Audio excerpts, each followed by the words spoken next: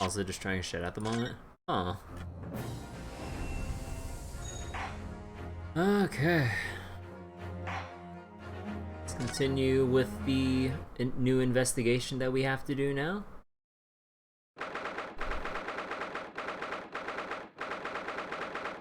Naruhodo's legal consultancy, which is very empty for some reason.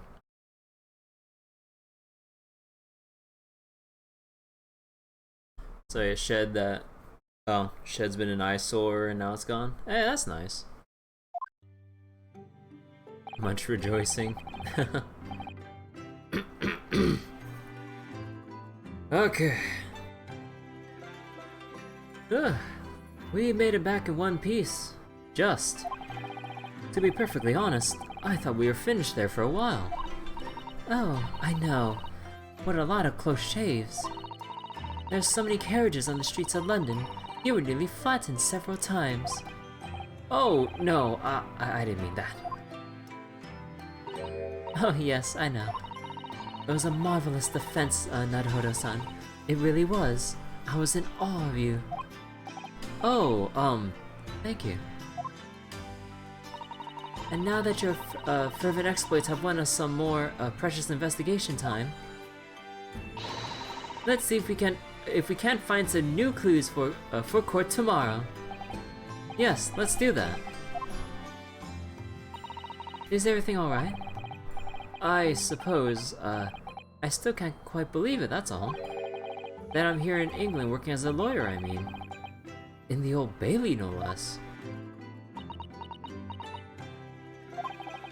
The truth is, it shouldn't be me, should it? It should be him standing in my shoes. It should be Kazuma. It was Kazuma-sama's wish that you follow him to Great Britain and work alongside him. Yes, I mean, I've never had the chance to ask him exactly why, but he clearly had a plan. I wouldn't be here today if it wasn't for him. Also, I just realized that my fan is going on at a faster speed. So let me go lower that real quick.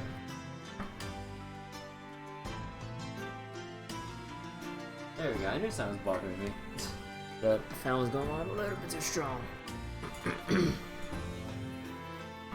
I also feel like soda at night's kind of a bad choice because I gotta clear my throat a little bit more often, especially with soda.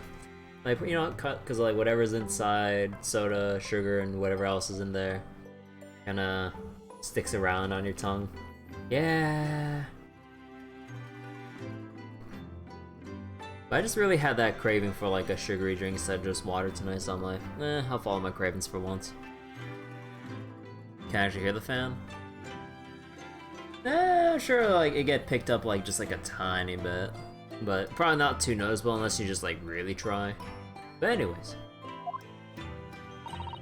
And you're doing wonderfully, Naruhodo-san. I've no doubt that Kazuma-sama would say exactly the same if he were here with us. Thank you, Susato-san. Thank you.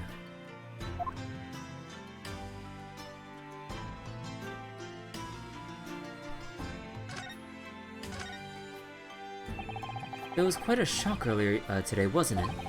When the victim himself turned up in court and took the stand. I know. Not only that, but then finding out that he's actually a bare-faced gas thief as well. Yes, that was certainly a surprise to us all. For a while, it seemed as though everyone had quite forgotten about Sosuke-san poisoning the tea. Careful of your phrasing, Susato-san. He didn't poison anything. And there's more to this, Mr. Shamspear than we yet know. I'm sure of it. Mr. Shamspear certainly wasn't the noble, upstanding man everyone thought he was at first. What's become of him, actually? I was told that he'd be returning to the hospital where he was receiving treatment. Oh, which one was that? Let me see. Ah, yes, he's at St. Bartholomew's, or Bart's as Londoners call it. We know that place, don't we? Yes, we visited Miss Green there yesterday. It's still the same hospital to which she was taken. Ah, yes, after Sosuke-san stabbed her in the back. Ryunosuke. Ryunosuke. Phrasing. Do be careful your phrasing, Naruhodo-san. He didn't stab anyone. Perhaps we both owe Sasuke-san an apology. Okay, hold on. Ah, God. My leg's feeling funny. Like, you know that, like, feeling in your knee when you really need, like... When you really need, like, pop your joint or something, because, like, it just feels funny? Oh, God. Oh, God.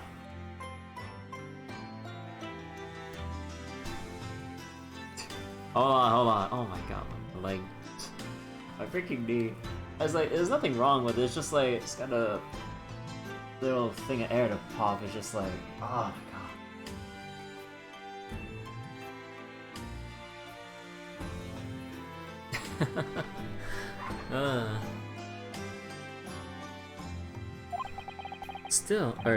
St. Bartholomew's. Yes, we should probably pay a visit, we should probably visit the hospital later. So, we know that Sosuke-san took tea to the victim on the night in question. But, as he isn't the culprit, then obviously... Yes, the poison surely wasn't in the tea. But if that's the case, how on earth did the poison get into Mr. Shanspeare's body? I'm sure we'll find a clue at the scene. There must be something in Mr. Shanspeare's room that will help solve the mystery. Well, naturally Scotland Yard detectives have been over that place already. But it couldn't hurt for us to have another look around, I think. Definitely. And I'm desperate to know the outcome of the investigation into the tea left in the bar of soap. Well, if we run into Inspector Gregson, we could ask about that. Kazuma Asugi, the best friend I ever had, and a lawyer with such promise. He really saved my bacon in that horrible incident just before we left Japan.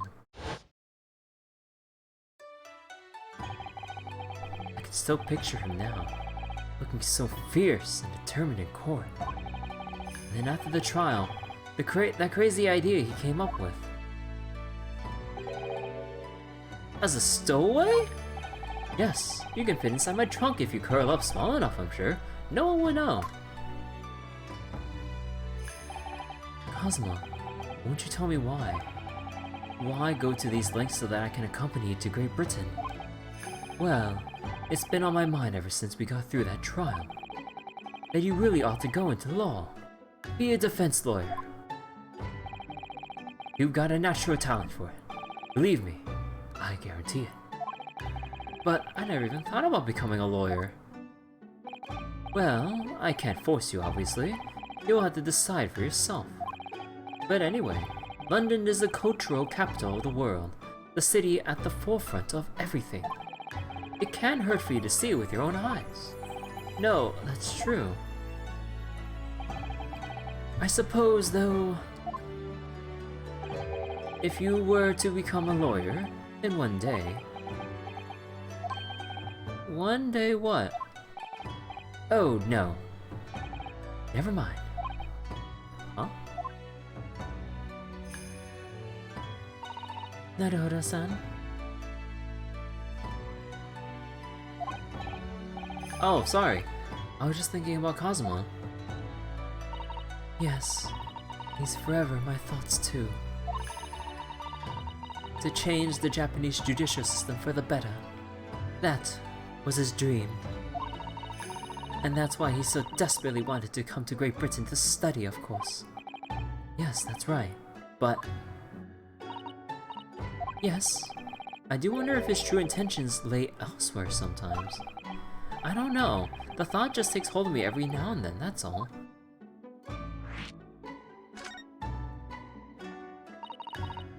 Naruhodo-san, what do you mean by Kazuma-sama's, true intentions? I mean this.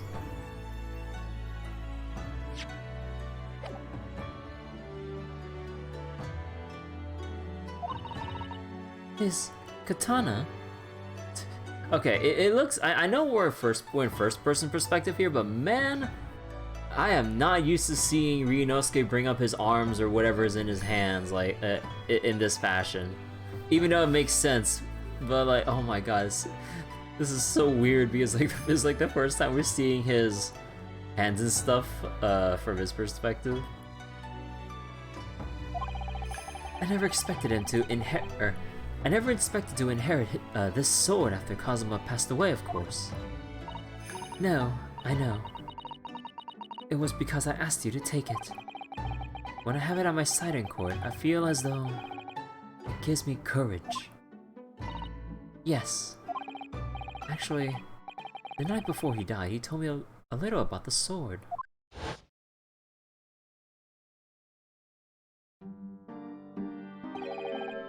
Karuma? That's right. It's a prized sword that's been passed down through generations of the Asagi clan.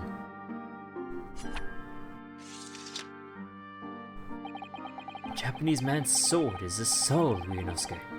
I can't be parted from my katana. Karuma guides me. I truly believe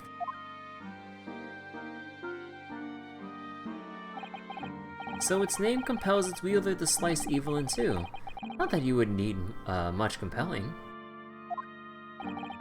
On that subject, there's something very important that I have to do in Great Britain. Something you have to do. Yes. I'd appreciate you seeing it through with me. Of course I will. Whatever it is, I'll see it through to the end with you. I knew you wouldn't let me down. What did he mean by something very important that I have to do? I had hoped the answer to that question would become apparent when we arrived here, but as yet I've not found a single clue. I see.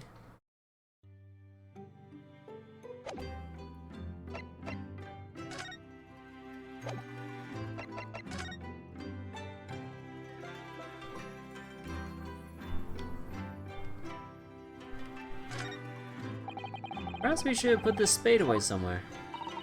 It's not a spade, Naruhodo-san. It's a shovel. No, shovels are for digging. That's for scooping up loose material. It's a spade. No, spades are for digging. That's for scooping up loose material. It's a shovel. Well, it doesn't really matter, does it? You're so right, Naruhodo-san. We mustn't quarrel over such trifles. On reflection then, I think I'll leave the spade where it is. Yes, I think that's for the best. We may need a shovel when we're working in the garden.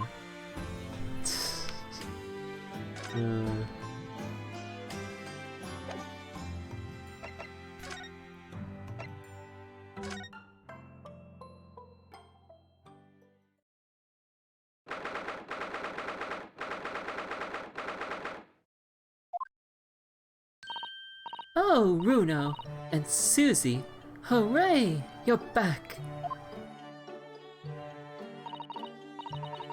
Hello, Iris. You're in fine spirits as always, I see. I am, and you look as immaculately presented as ever, Susie. Oh, you flatter me. Oh my god. Also, hold on.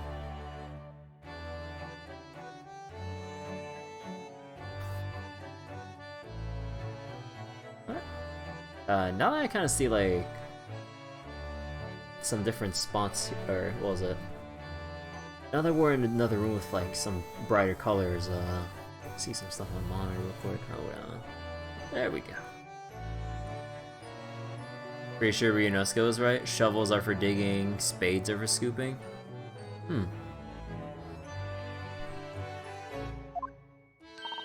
Well, you couldn't have come at a better time. I've just made a pot of tea. I'll set some cups. Really? Thanks, Iris. But actually, what is that foul smell? Aha! Okay, you know what? Hold on.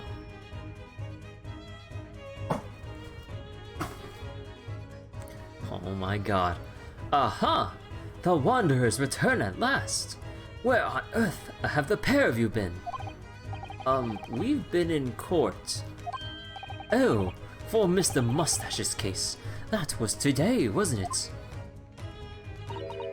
I'm sure I mentioned it only yesterday, Mr. Sholmes. I'm sure you think you did. Ah, ha, ha, ha, ha. Well, we can laugh about it now. So tell me, how did the trial go? Reasonably well so far. We managed to escape without a guilty verdict, at least. Really, I would have liked to see it. And I must pass the time of day with Mr. Reaper again. It's been too long. Wait, he interacted with him before? Or is he talking about the previous? No. Huh.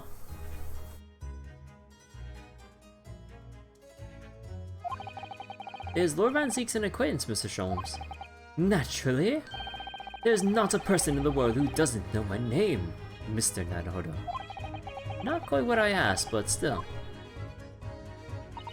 Mr. Sholmes, whatever is that odor? The first time we see him in Targets in the final trial of the last game, so there's new info? Oh yeah. Yes, what is it? It's faint, but absolutely awful. Ah, indeed, that's the scent of victory, my dear fellows. Victory in science. Oh dear. Alright, I'll bite. What's he up to now?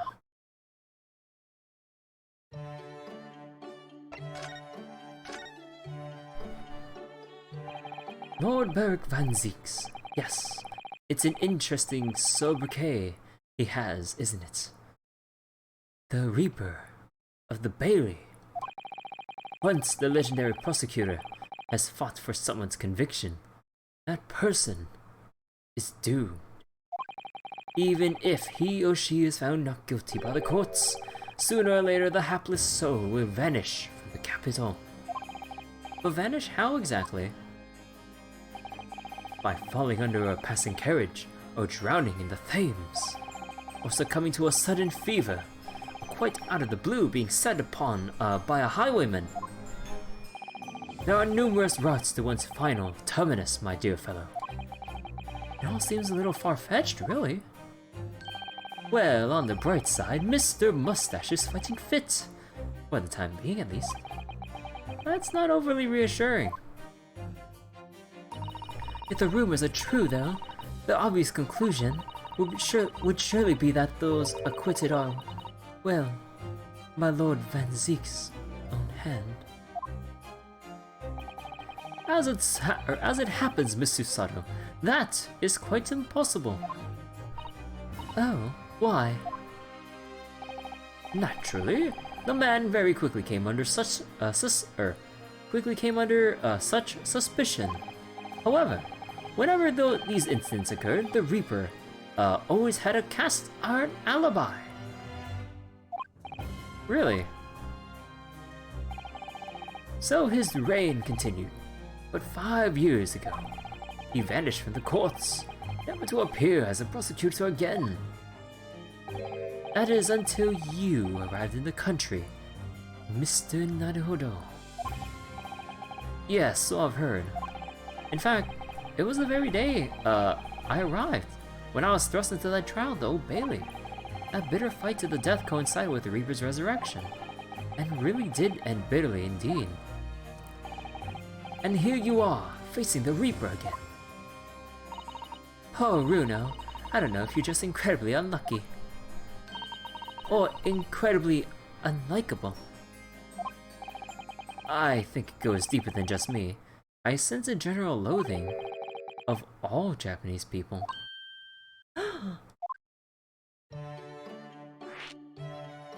Okay, hold on real quick.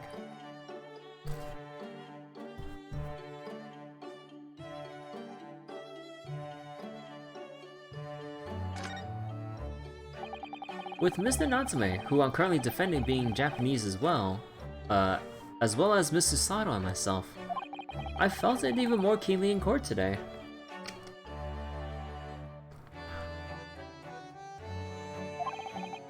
For some reason, Lord Van Zeke seems to have an inherent disdain of the Japanese. Indeed, it is an interesting observation. Do you know something about it? Do you, Mr. Sholmes? Oh. It was about 10 years ago that Baron Van Zieks chose to enter the legal profession.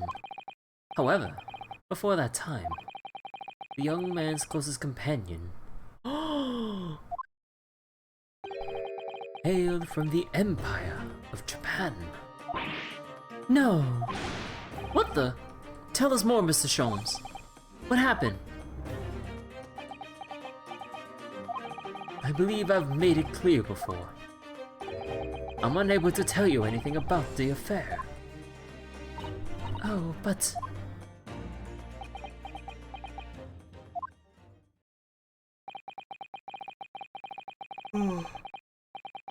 The veil will be lifted on the events of the past in due course, I have no doubt. For now, however, it is Mr. Mustache who is most deserving of your attention, I believe. That dodge. So, what is that indescribably foul smell? Ah, well, most probably this, I would say. What is that? My dear fellow, it is of course my latest invention. Oh no. Also, I'm trying to restart my Granblue Auto real quick and my buttons aren't listening. Hold on.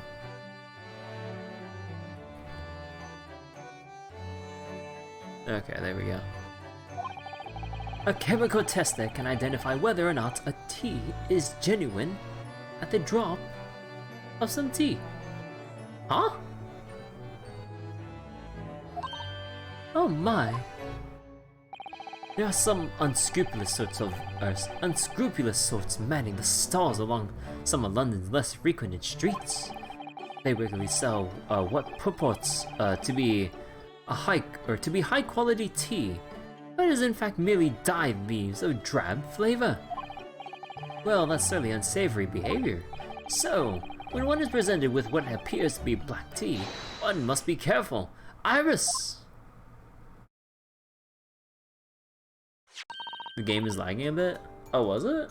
Oh, the game itself? Because I didn't drop any frames. Actually, wait, hold on. Let me go do something real quick. Oh, you meant Granblue. Oh, because I was talking about the buttons earlier. No, I think it's just like my phone, because like sometimes like there are just these times when I'm just trying to press the restart button. Like, and this like happened like on multiple occasions with specifically mobile. I don't know. At the ready, Hurley. Let us add a drop of my chemical to this cup of tea here. Do you see what happens?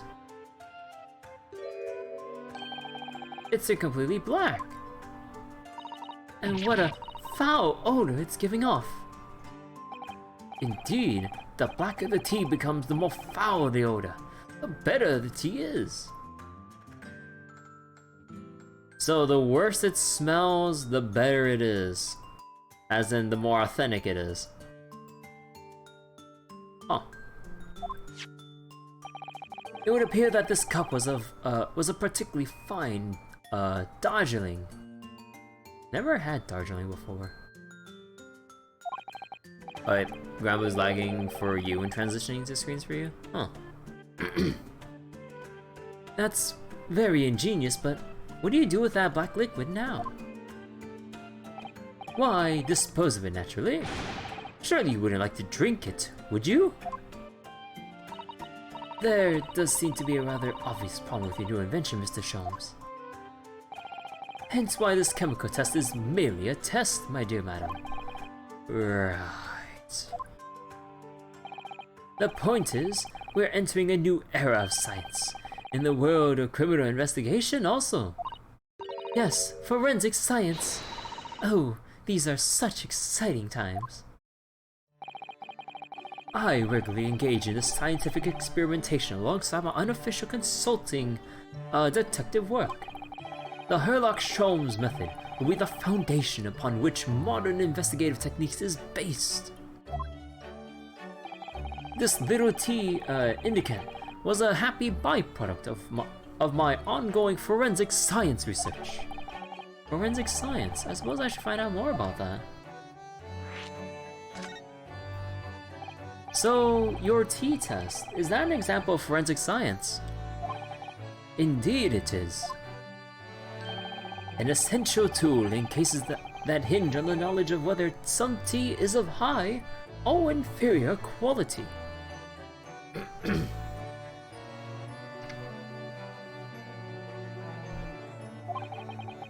Not a huge number of cases then. Perhaps a more practical example is required. Fingerprints. Not yet accepted in our courts as evidence, I might add. Really, we are dragging our heels here. I hadn't even heard of them until recently, which is partly why I undertake research in this field myself, of course. Does that mean you're studying fingerprints, Mr. Sholmes? There are others in that field already, and I abhor the company of inferior minds. Fingerprints are an idea at this point. Oh yeah, I kind of wonder if they'll go further into it in the later cases, like once we kind of skip forward in time a bit. I wonder.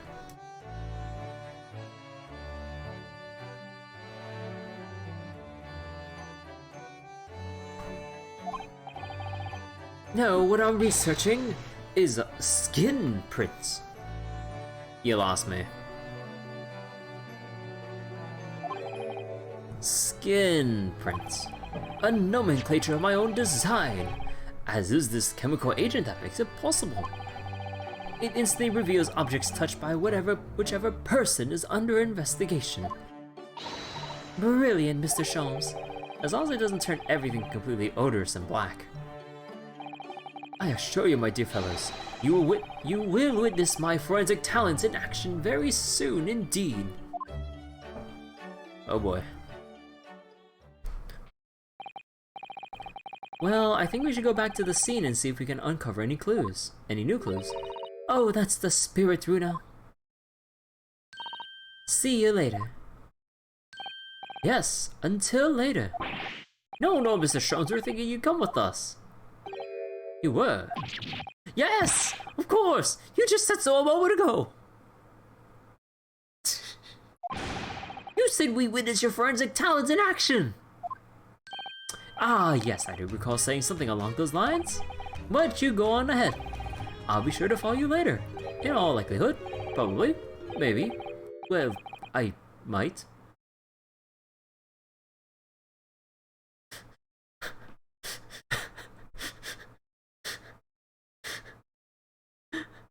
Sholmes. A man's life is on the line here, and we need critical information. At least it's not a... That might as well be a no! Your commitment astounds me. Oh, thank you, Mr. Sholmes. It will eagerly await your arrival. Bye-bye, Runa. Bye, Susie.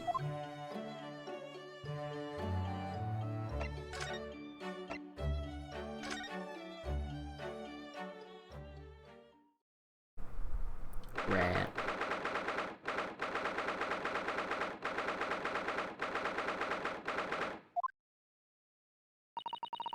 What do you suppose is happening? It sounds like some sort of disturbance. Yes, I hear angry voices. Oh. Be not angry, O ample lady. Verily thou art mistaken. Mistaken, my foot. You were looking at my painting. The eye of man hath not heard, the ear of man hath not seen. 'Twas foul indeed, the poison that mustached villain gaveth me. Forgive me, lady. I wish you'd die for that poison. God have mercy, ample lady. But thou seest seats? I have vigor still. Behold my Shakespeare dance. This looks rather ominous, doesn't it?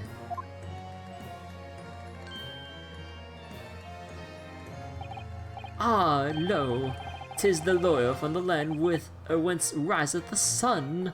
How now? What are you doing here, Mr. Shakespeare? Marry, I do believe I am returned unto another war. He was looking. That's what he was doing, looking at my terrible work.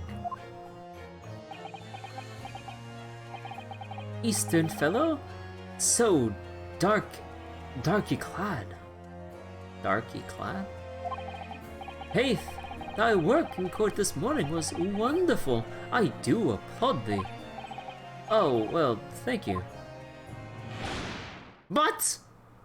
Oh. Yeah, I think he might be just a little pissed about us exposing his little, coin forgery operation. So that he keeps stealing free gas without having to actually pay. I think he still might be mad about that. That doesn't mean things will go so wonderfully for you tomorrow, does it?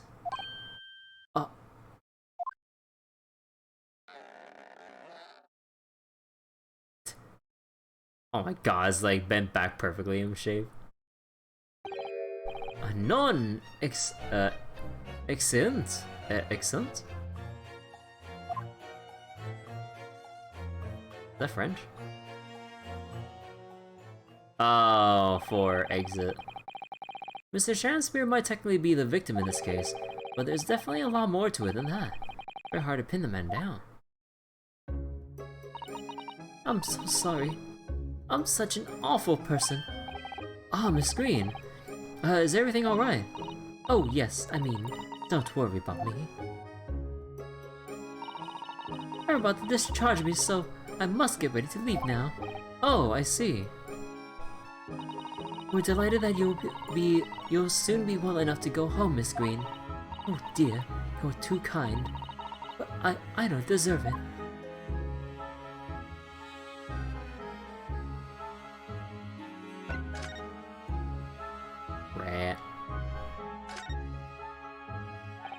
So, are you feeling more like yourself today, Miss Green?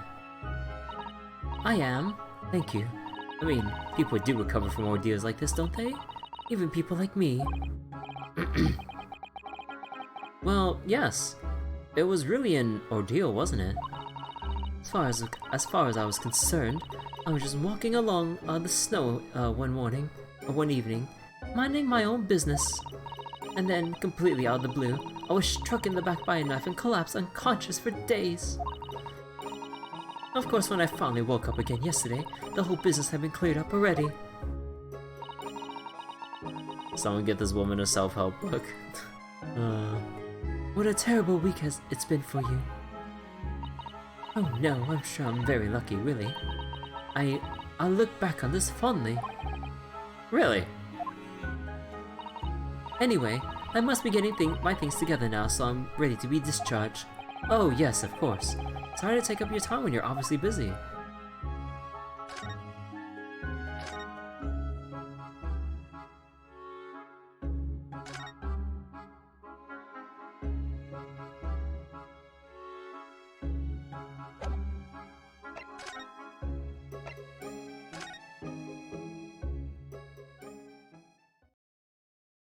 Let's see, the envelope. Close.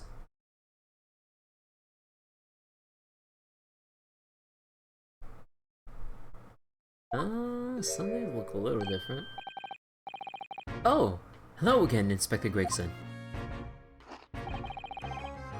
What you doing here? Or what are you doing here? Well, we're hoping to have another look around, actually. The lawyer representing the defendant has a right to examine this scene, as I'm sure you're aware. Yeah, I know the score. Oh, yes, one other thing. The soap on the ledge outside the window. Did you find it? With the tea in it. Yeah, we found it alright. There's a small amount of tea in it, as you said. I knew it! Head to the identification section at the yard now. They're looking into it. The results should be available later today. That's wonderful news. Thank you.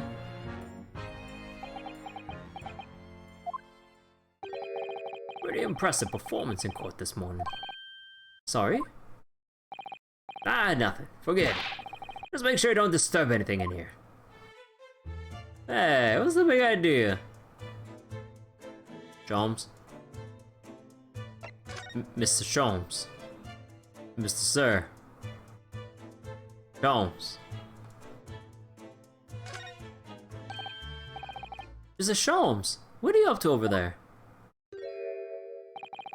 What a question indeed. Was it not your good self who asked me to attend the scene? Oi! What are you doing here, Sholmes? What are you up to over there? What are you doing here? Dear me, once a great detective, one is always under scrutiny, it seems. And is now the time, Mr. Sholmes? Are you about to show us your forensic talents in action as you promised?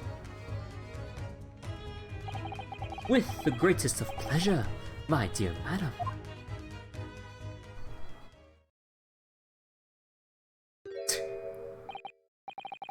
What's all this?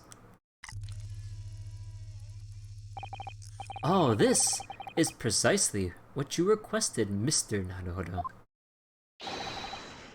Herlock Sholmes' sensational skin print seeker gun. Moments ago, I took a sample from the teacup that was used by the victim. A sample from Mr. Shansbury's cup. Each individual leaves microscopic secretions on everything he or she touches. A sample of those secretions are all I need to produce this, a refined indicator solution. By liberally spraying the room with this chemical, everything the victim touched is instantly revealed with the aid of these goggles. Here, try them on. There, now spray the chemical indicator about, and all will be revealed. Spray? How do I do that exactly? A little press of A on the area you're interested in is all that's required, like this. Oh, what is that stuff? It's like fog. A suspension of the chemical indicator in a pressurized gas, It's the most efficient way to cover a large area. That was another invention I discovered incidentally whilst I was developing this idea. As you do. Go ahead, try it, my dear fellow. We may learn something interesting about the victim's movements on the night in question. Well, there's nothing to lose, I suppose. Let's explore.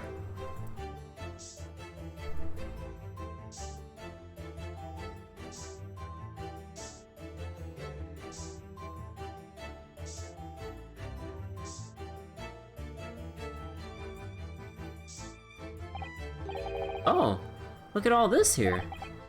Ah, yes, interesting. A multitude of the victim's handprints. Why, there's so many of them on the floor in this one spot. Oh, perhaps he had a bad fall just here. There's nothing obvious that he would have tripped over though, is there? I wonder.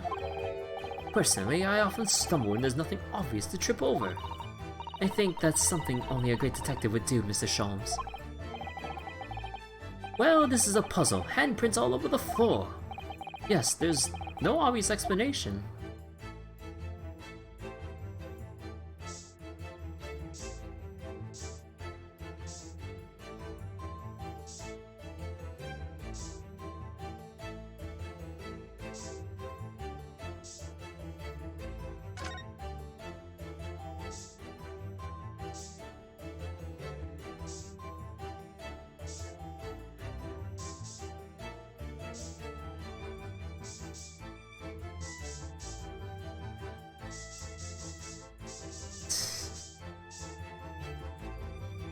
Waste all the... Oh, what the fuck?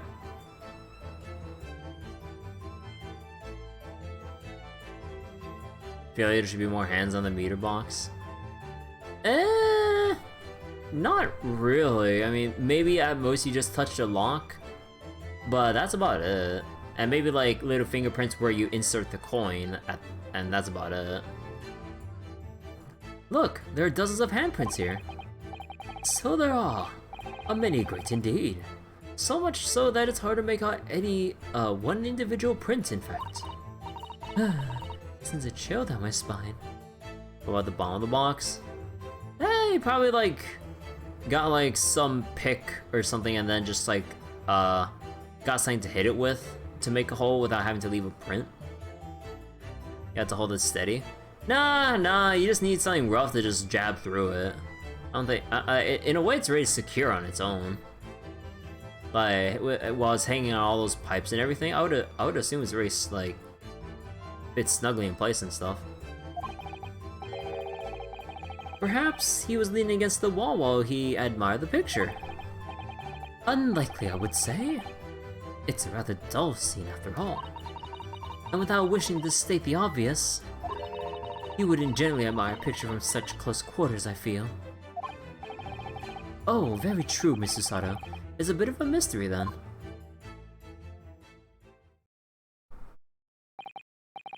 Well, we sprayed Mr. Sholmes' amazing skin print indicator all over this room, didn't we? We did, but there are two places in particular that are of interest, I would say. The handprints on the floor there, and on the wall by the picture, you mean? Yes, and I think the floor warrants closer investigation. I won't be a moment.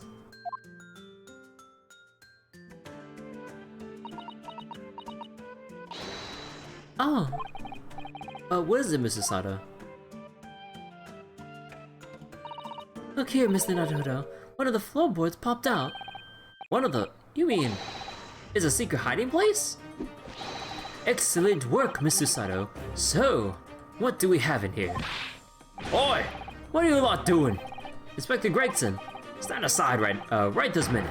It's my job to investigate there. No need, Inspector. You continue to dig in your portion of chips whilst we dig under the floor here. No fancy talking's putting me off my food anyway, Sholmes. That new evidence is exactly what I need. Now we'll look together. Wow, secret hiding place under the floor. What a find. The floorboard's discolored. I mean, it's kind of discolored like how you would see discolored portions of like certain parts of the scene in, like, let's say a Tom and Jerry episode or something. Like, you know what I mean by that? Like, when something's about to happen, you see a door, or a series of doors, but one door is lighter than the others, and that's like the animated door. So kind of like this being that particular floorboard to like set it apart for obvious, or to make it obvious. That's what you meant? It's not a hiding place you could make use of in Japan. I don't think I can lift the straw to Tommy Man. No, I know, but I never expected one of these wooden floorboards to move either. It's got me wondering about the wall over there too. Aren't you curious? Oh. I'll investigate at once.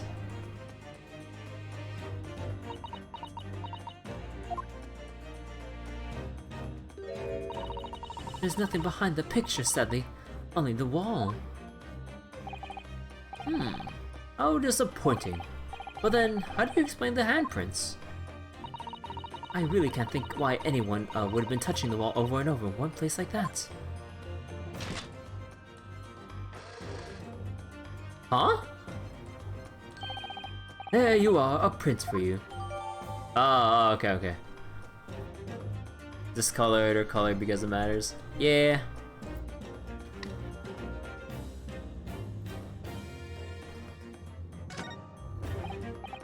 Oh, thank you very much. His inventor can make prints too? Now then, I wonder if Inspector Gregson has found anything under the floor there.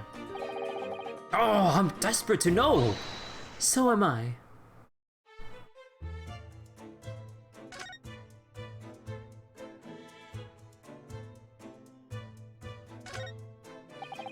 If you ran out of change, you wouldn't even have any light, let alone heat. For the needy, London's winters can be very harsh. That's true, but if you think about it, even the wealthy could find themselves freezing if they ran out of small change. Bro, that is such a first world problem, holy shit.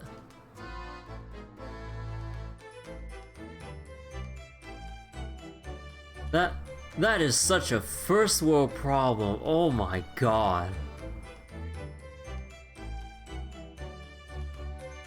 When you're too rich to have to hold on to small change, you can't even provide yourself with heating. Bruh. London's winters can be very harsh for the forgetful too then. Frankly, I'm starting to wonder if Susato and I are going to make it a spring. That's true, we don't even have a meter at Baker Street, let alone a gas stove. Look how dark the stain on the floor is underneath the meter there. Yes, from all the water dripping out after the ice coins melted, as you established in court this morning. It's a very large and obvious stain, isn't it? It's a chance we must have used an awful lot of ice coins, I suppose. It was an ingenious idea, I'll give him that.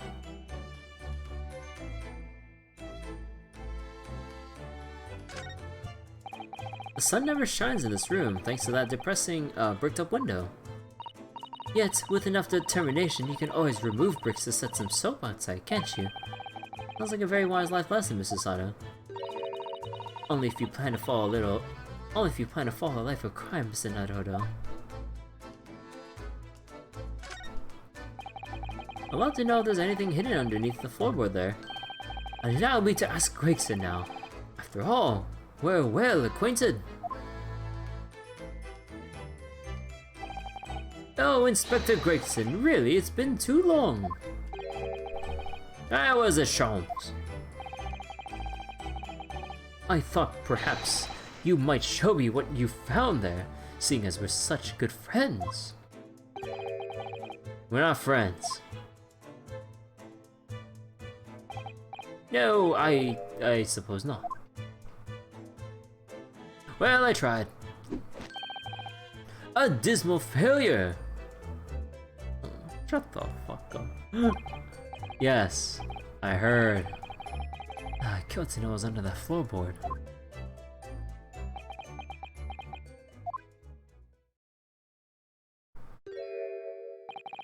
Alright then, fair is fair. What? Oh, you did discover the hiding place after all. I suppose I should at least fill you in. Really, Inspector? Thank you. Do it quickly, my dear fellow. If there's one thing I like to know about this man, it's that he blows with the wind, as fickle as the weather. Oi! Stop making me out to be some kind of nut. There were 3 items on the floor there. A newspaper clip and a photographic print and a tin box. Now, what do you want to know?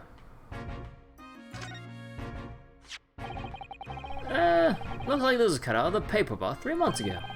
When a convict who got sick and died was serving up time in Manchester. How terrible. It made the headlines down here in London as well. The bloke had been sentenced to death, you see, but nature got to him first. Oh my goodness, he committed a capital offense. And by the name of Selden, nasty piece of work into burglaries and murder. They say the hoard he knocked off was worth about £1,000. A hoard? Of treasure, you mean? Jewelry and the like, but he's hidden it somewhere, and no one knows where. And now he's dead. Papers loved it too, of course. £1,000 lost en route to hell. Or some such was the headline. Does it not strike you, though? Why such an article would be so carefully ensconced underneath the floor?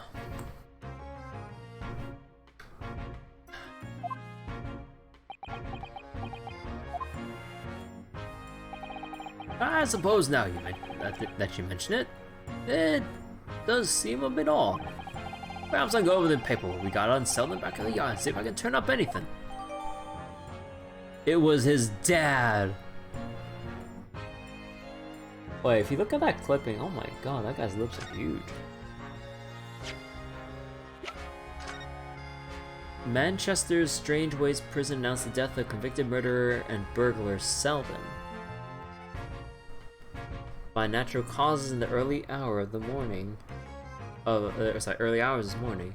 Suffering with a fever since end of October, alerted by the shouts of his fellow cellmate, medical staff arrived to find him already dead before capital punishment could be carried out.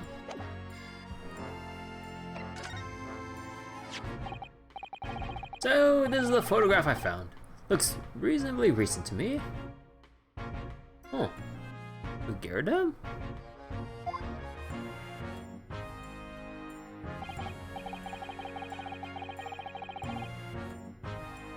Ah, yes. It would appear to have been taken on the streets in front of the house here. And the gentleman on the left is Mr. Gyarados, the landlord, of course. But who's the young man on the right? Mr. Gyarados' son, perhaps? Is the jury member? No, I don't think so. It's a little bit different. Well, perhaps. You can take that print if you like. Really, are you sure? We can presume, therefore, that the yard already knows. The identity of the young fellow, that is. Ah, is that true? Well, it's too bad if we do. Fortunately for you lot, leaking information isn't one of my pastimes. My dear Inspector, I may be so bold as to point something out. Pastimes are for one's leisure, but this is for work. All the more reason I'm telling you. A dismal failure. Yes, I heard.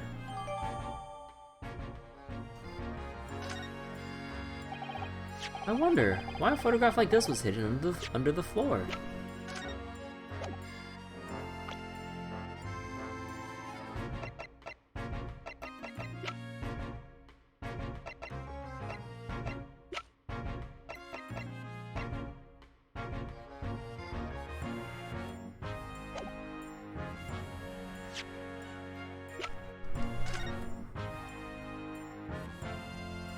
He must... wait, does Miss Green have a sibling?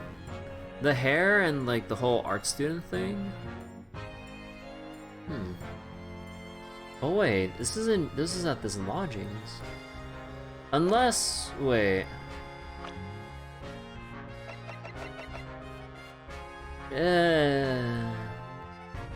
No, I think it's a little too radically different. That and the age difference. So I kind of have to write that off. I mean, Mr. Shakespeare himself isn't in it. Photographic prints are still rare treasures in the far east, in the East End. I imagine Mr. Gyarados was rather delighted to have been immortalized, so he probably made a proud present of it.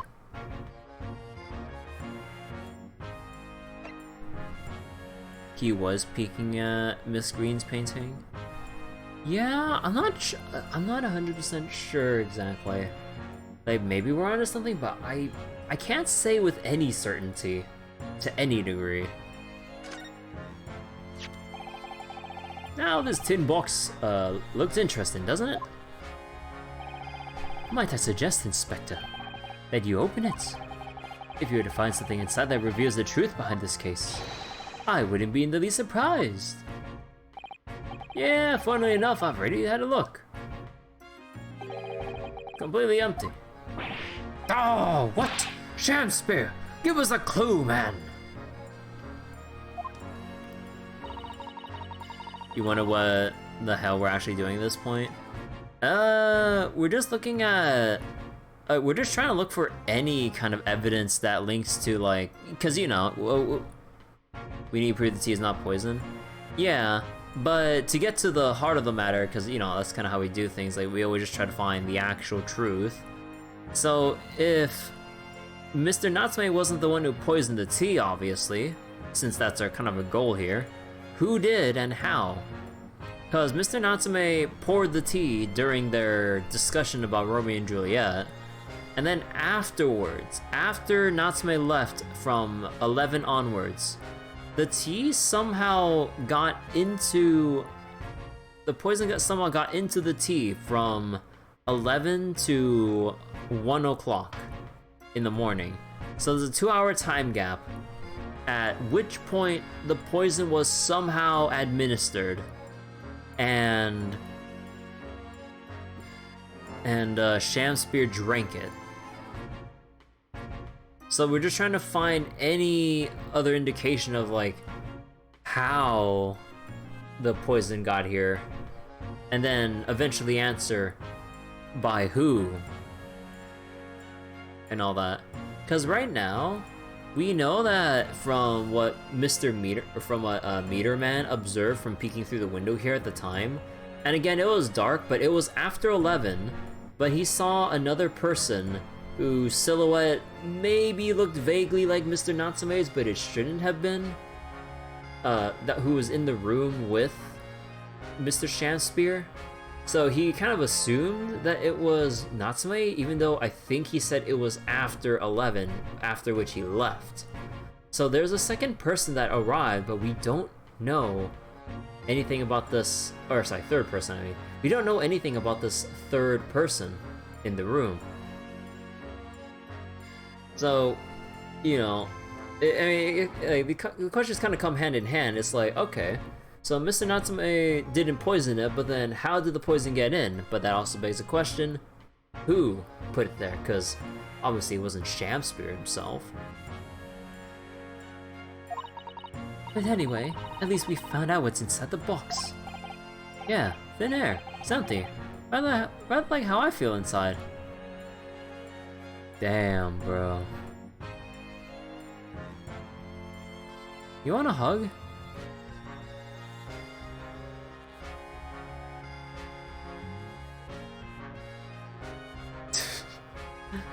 Too IRL for me. Is there nothing more to this box then? I wonder. There's a secret compartment! Meow. Kitty! Come over here, boy. Oh, look, it's that lovely little kitty cat. What was its name? It's Mr. Natsume's, isn't it? I don't think we ever asked him, actually. Why don't we call it, Wagahai? You know, like Mr. Natsume, or like Mr. Natsume refers to himself in Japanese. I wonder how he got in there. Clever cat. Oh, wonderful. Well then, Wagahai, here's something delicious I bought for you, from the cat's meat man.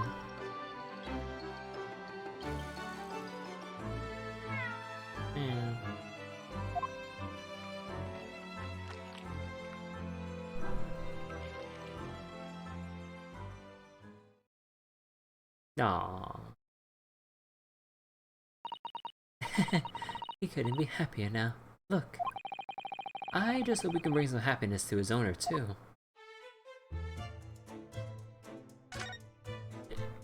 Pet the cat. Hey, Natty.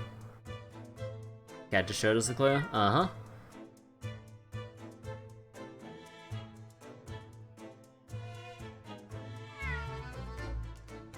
Ah, yeah. Go on. Oh, the cheeky little meow, Wagahai. Oh, he's so adorable. I could just sit and watch him forever.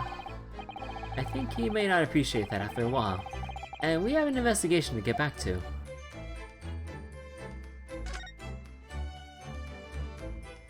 Oh! No, they're not gonna let us investigate this part again.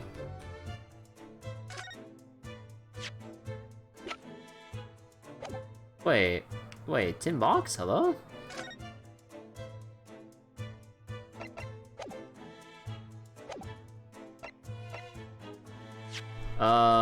We're not. I guess like it really was just an empty box, and I thought it was like some kind of like, let's say there's like a secret bottom layer to it or something like that. No, we don't have it in our court record. Oh well.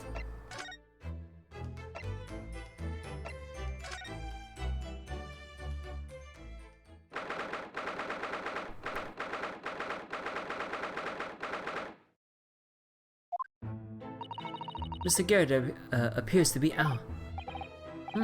Oh well. I suppose we'll just have to come back again later.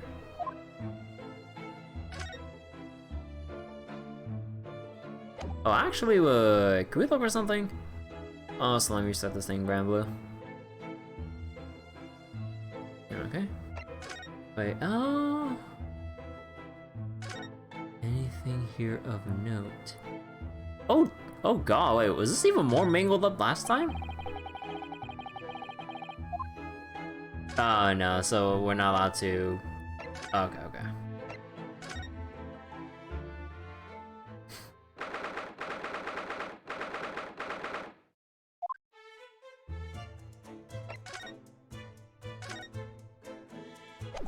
Nah, okay, nothing here.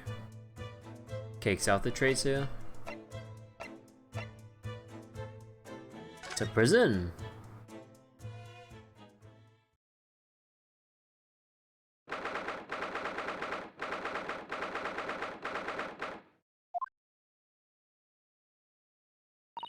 Oh, Mr. Natsume is back. So he is. Mr. Natsume! Hello!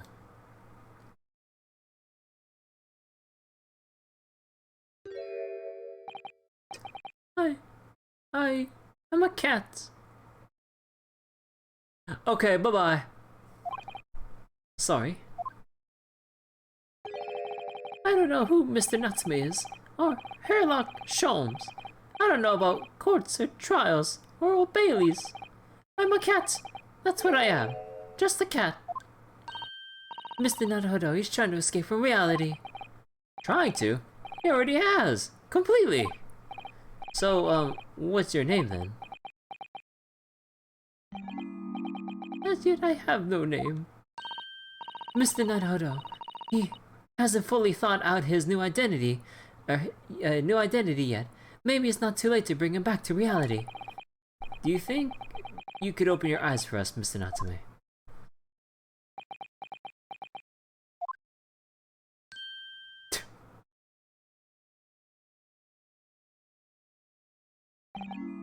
I'm not a cat. It worked! He's back in the real world! Oh my god. What's this going to become of me? No! Dude, okay. Don't tell me my throat's already going. Like, we only read like a few lines from them. Also, I might have to get some more water. Running out of soda. Okay, you know what? Hold on.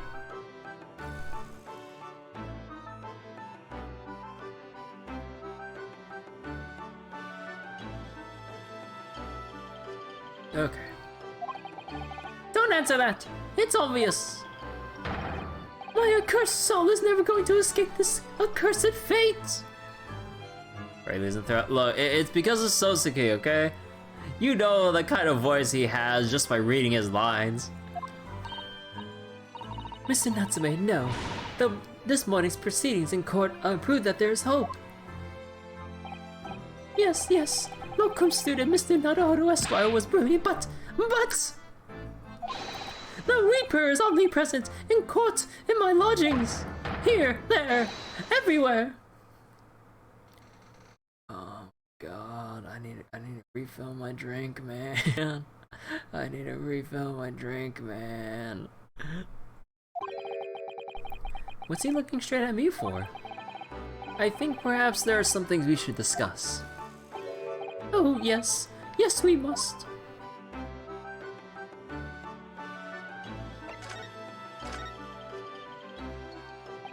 In my whole life, have I ever been so moved as I was today? No! Of course, if I cast my mind back, there were perhaps one or two other occasions that moved me more. But if I just block those out, then today, being in that courtroom was...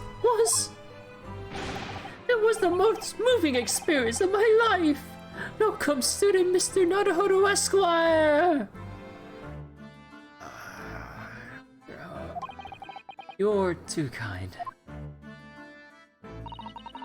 Skull and Yacht found the remaining tea, just as we deduced, and are analyzing as we speak. There's nothing wrong with that tea. They won't find a drop of poison in it. That's a sworn Sosuke certainty. Tell me, did you both drink the tea at the same time that night? Oh yes, most definitely. Remember, drink tea while it's hot. We both poured it down our throats like it was a hot bath for our bellies. And at the time, you were both completely fine. As shown by the fact that he and Mr. Shakespeare then engaged in the Romeo and Juliet championship match. I suppose the focus of tomorrow's proceedings would be how the poison was taken by the victim then.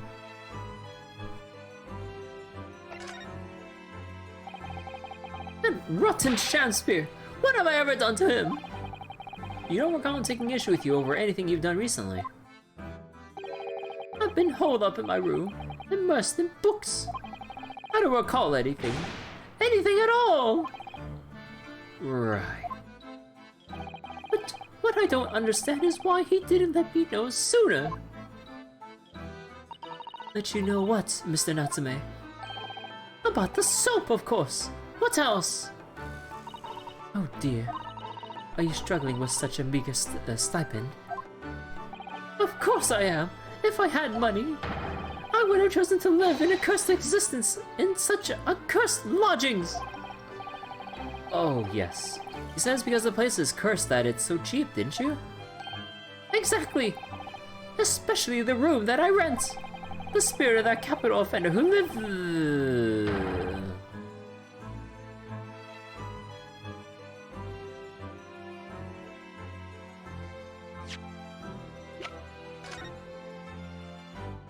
No, not him.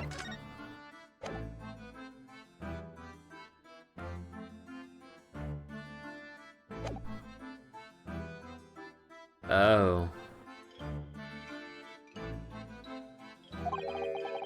Capital offender? Might I ask, local student Mr. Naruto Esquire, that the next time you visit me, you bring scores of super soft soaps.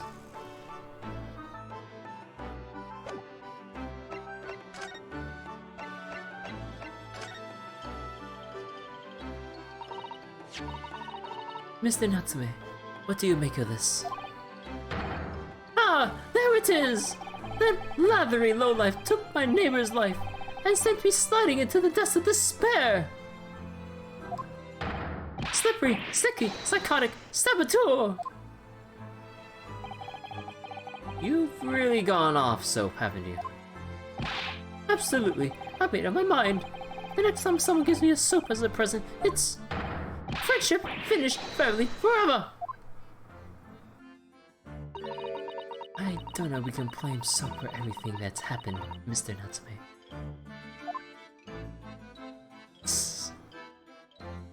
Traumatized by Soap. Mr. Natsume. It's nothing much, but... okay, so the teacups don't give anything.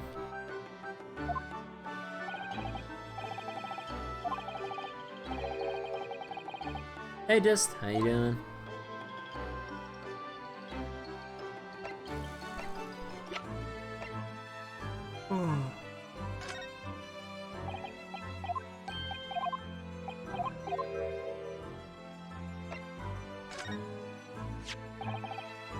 What's this?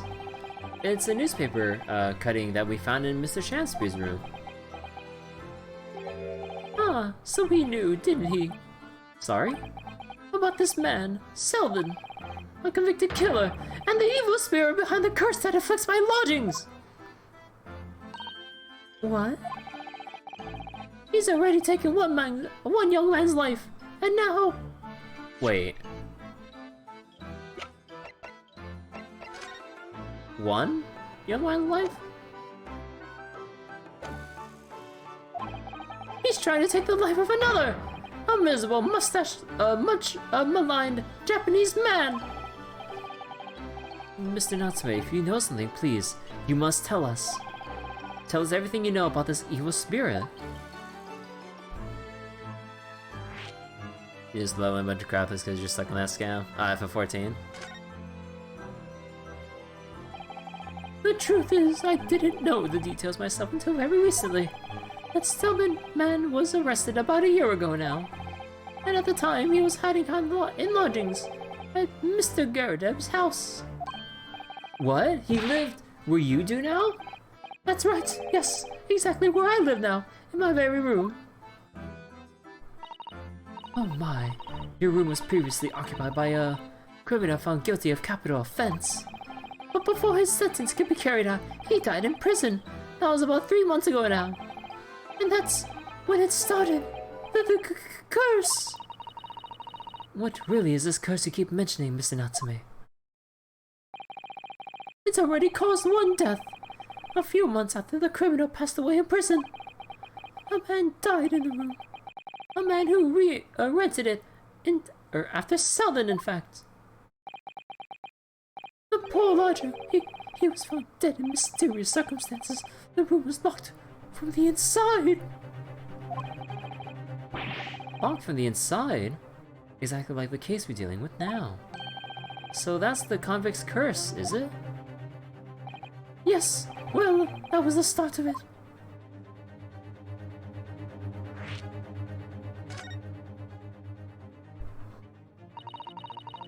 Do you have any idea how the lodger before you passed away, Mr. Natsume? The official cause of death was asphyxia. You want to go craft this thing? Go craft this ingredient from another crafting class to craft it? Ooh. It's those kinds of crafting cycles. Now that I think about it, I'm just having flashbacks to trying to level crafting stuff when I played Mabinogi at the time. It's like, oh, you wanna level up your blacksmithing for the sword or some other like things of armor stuff. Okay, we'll need like a couple things of like finest leather.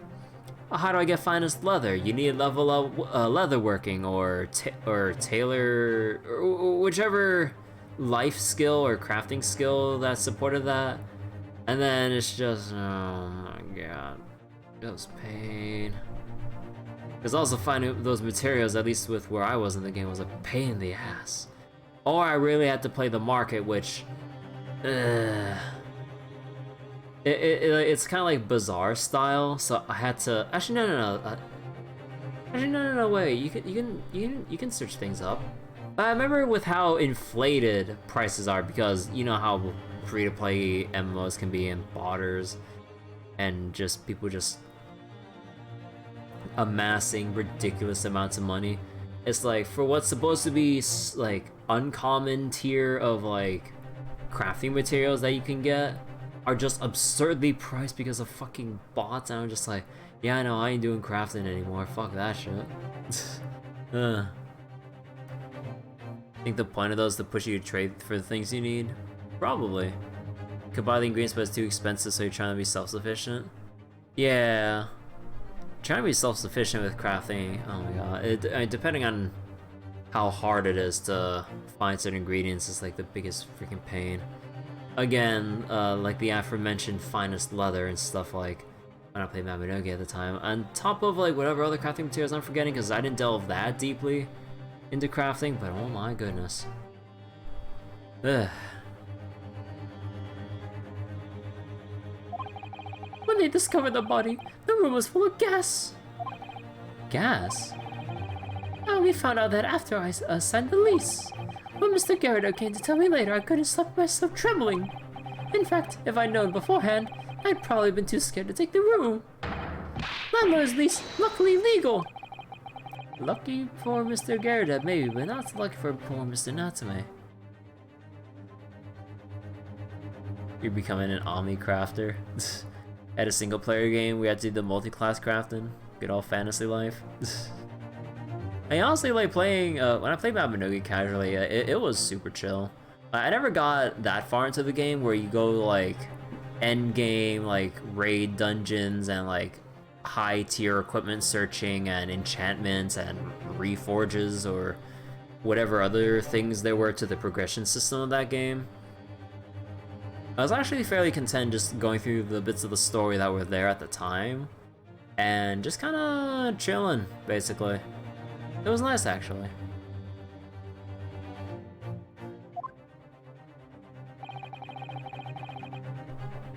And now you believe this curse is affecting you. It is. At first, I just felt as though I was being watched. All the time.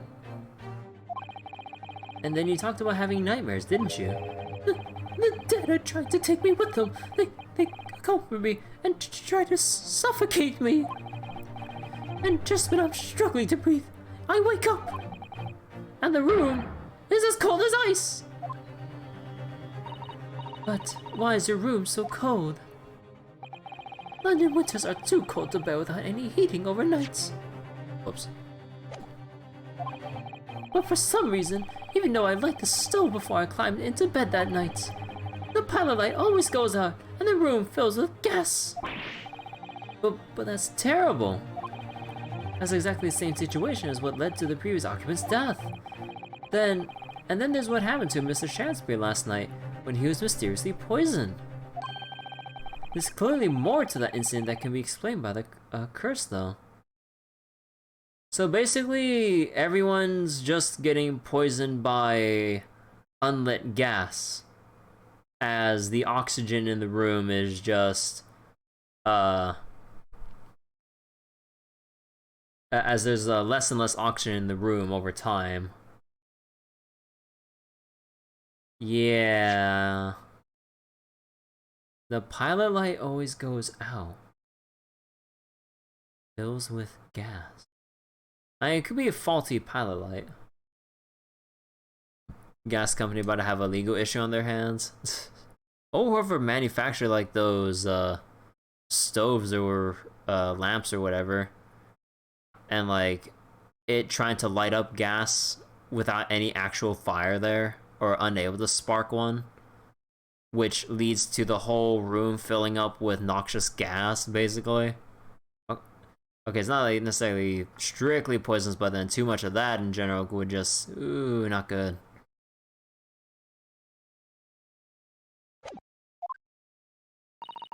Whatever could be the cause of all the strange happenings in Mr. Garadeb's rooms.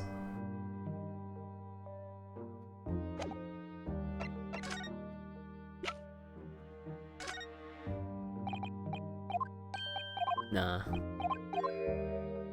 I think that's about it.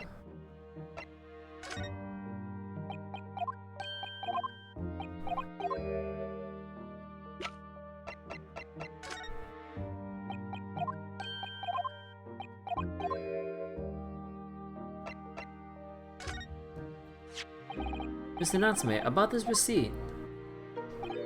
It occurs to me now. And it was those confounded books that saw me arrested the first time too. Oh yes, I suppose that's true. After I spent my precious pennies on them, that's the thanks I get. Now I don't know when I'll read them. No, not when. If I may very well hate them too much to even open their covers. I don't know that we can blame the books for everything that's happened, Mr. Natsume.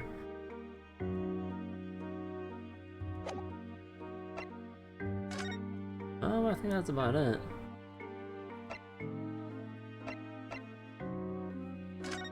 Garadeb's back.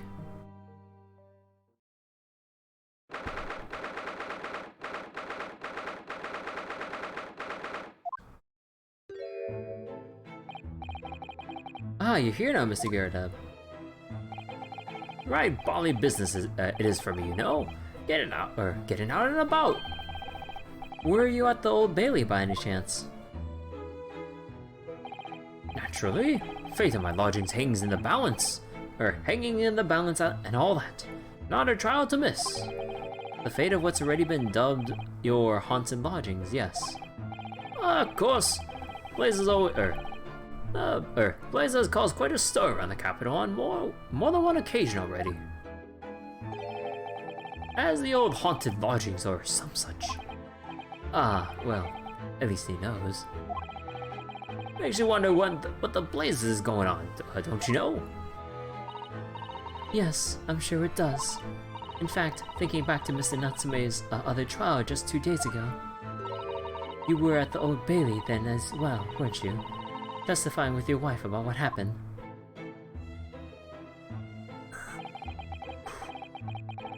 Stopped off at the prison on the way home, in fact. Beastly business. I see.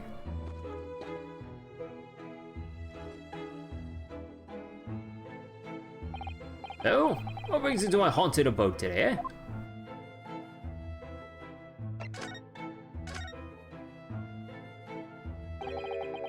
Some fishy fellow from the Far East and a failed actor chap of questionable character, eh? Yes, the house does seem seems to have become something of a magnet for rum fellows of late. Thanks to that balmy curse. The convict's curse, you mean? Ah, heard the stories, have ya? One scoundrel is arrested here. Then the next chap in the next room goes and kills over. Next chap in the room goes and kills over.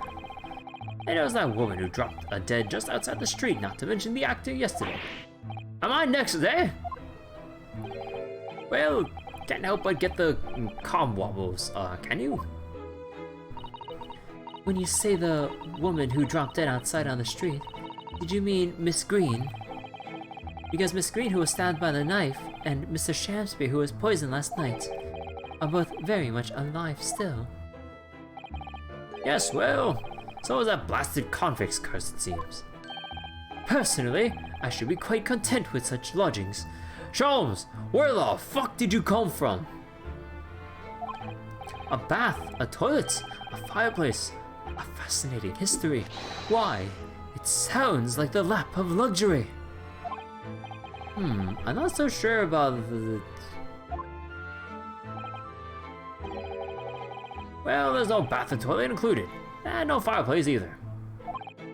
But you do look out for your tenants, don't you?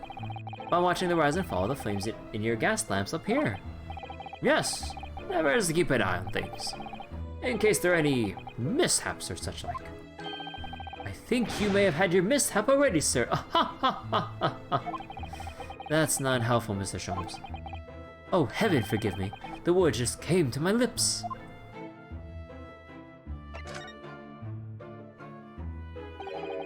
Some fishy fellow from the Far East and a failed actor chap of questionable character, eh? There's no need for that, Mr. Garudeb.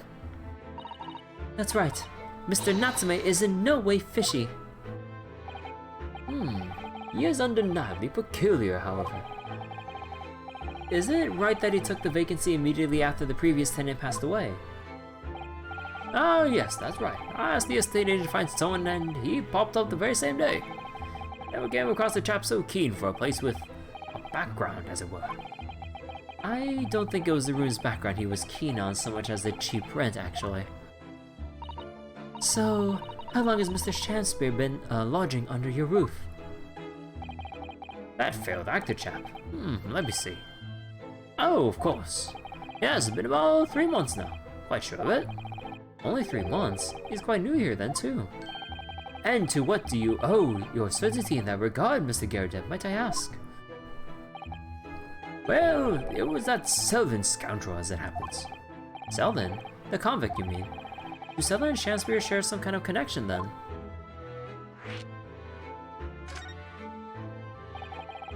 That convict chap, Selvin, passed away in the clink 3 months ago, now you see. Some malady or another. Or other. Yes, we've seen the report from the newspaper at the time. Well, it was only 3 days later that the tragedian showed his face, the active fellow. Really? Yes, I remember quite distinctly. 'Tis small this world we inhabit. Prithee, landlord, hear my request. I, the humble Shamspeare, do desire to take thy room on the middle floor offered erewhile for rent. Terribly sorry and whatnot, but that won't be possible. Already have a lodger on the middle floor. Ground floor room's vacant though. Nothing can be made out of nothing. Let me repeat mine will unto thee. Those curs must be muffling your ears. The room on the middle floor is taken. It's ground floor or nothing. Very well. We have an accord. Glad to hear it. Welcome to Briar. No, a Shakespeare dance to celebrate.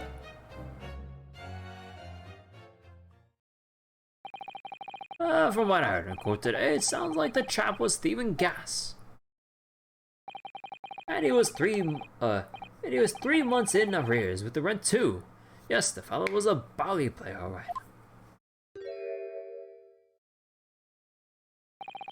Thank you for your candor, Mr. Garridev. We are most grateful. By way of appreciation, allow me to say 1 or 2 words. Give me my robe and put on my crown. I have an immortal longings in me. What's happened to you? Shakespeare, my dear fellow, one of his most famous lines. I wish that I owed my own learning of the subject, for I have a turn for literature too, you know. Perhaps you could turn your attention to more apt lines then.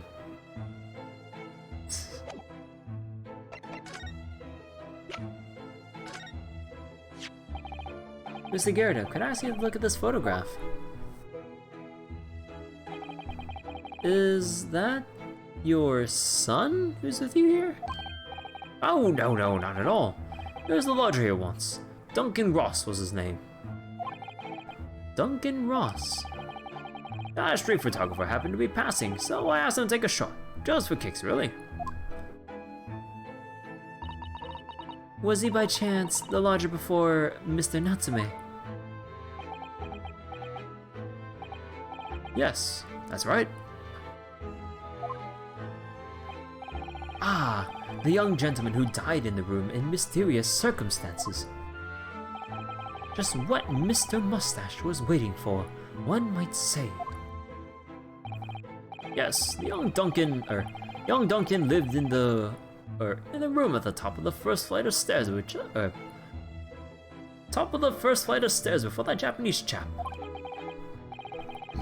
Excuse me. Would you mind telling us a little more about him?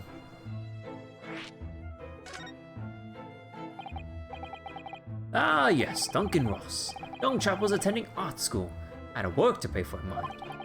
Moved into the middle room about a year ago. After that, criminal Selden was arrested. Young students are always on the hunt for ruins with a history behind them. A history of cheap rent, maybe, yes. Yes, well, anyway, it was one morning about a month ago now. I hadn't quite worked out the old trick of watching the gas to see what my lodgers were up to at the time. Sadly, I was rather tardy to discover what had happened. The smell of gas that alerted me it was. Ah, yes, synonymous with the smell of death. Called the police straight away, of course, and the officer kicked the door off its hinges. But once we got inside, we all probably collapsed because of the gas. Yes, room was full of it. No air at all. Stove must have gone out while the poor chap was sleeping in his bed. So Mr. Ross suffocated to death. Of course, the police gave me a sound ticking off because the gas pipes were so old and all that. Can't tell you how much it set me back to have the lot of plates all over the house. But even after he had all that work done, Mr. Natsume says the same thing. The stove goes out at night whilst he's asleep in bed. Well, that's the bloody curse. The convict's curse. I've done my duties as a landlord now. Someone's feeling defensive.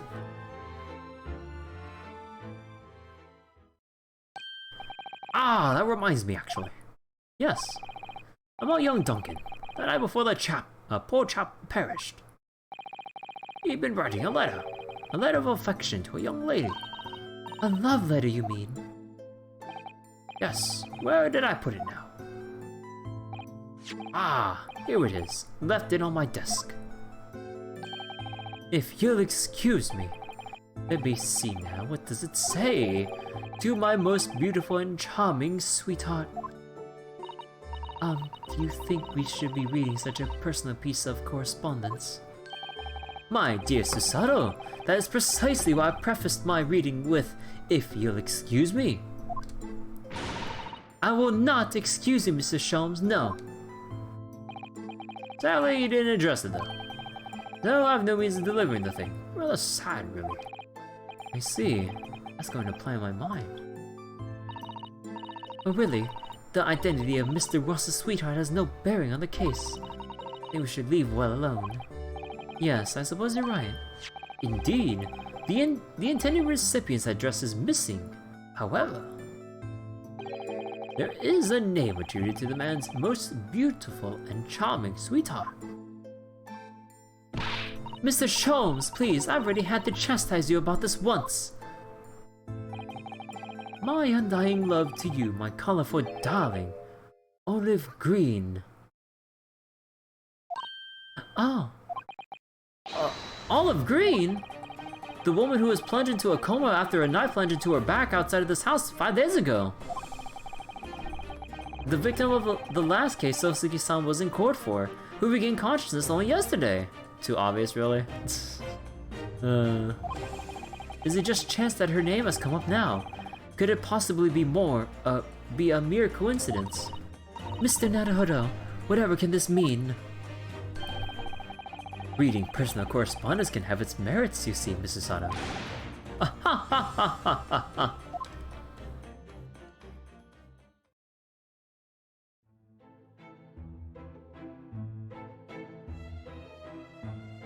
Well, we gotta go back to the hospital.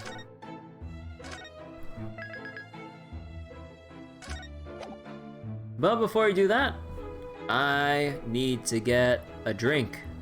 I need to refill my cup. Not with more soda this time, no, I've had a little bit too much today. But I'm gonna get some water. So, be right back. See you guys in a couple, okay, it wouldn't take that long to get water, but yeah, see you guys in a minute.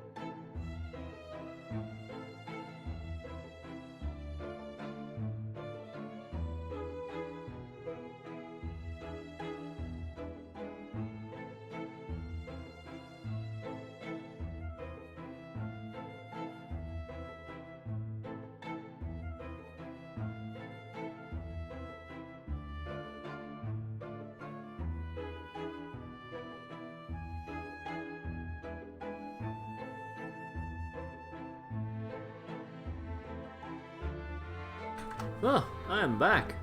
Okay, let's go. Also, my full auto finished as well just as I came back. So let me restart my thing on Granblue real quick. Actually, let me see something. Let me see if I can actually...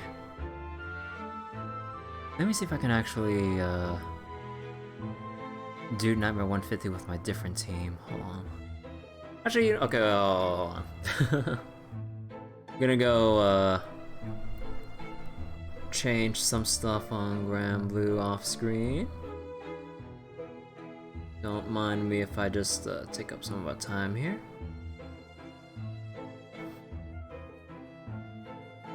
Yeah, I'm surprised with how this Guild Wars is went actually. Let's see. So let's try this team.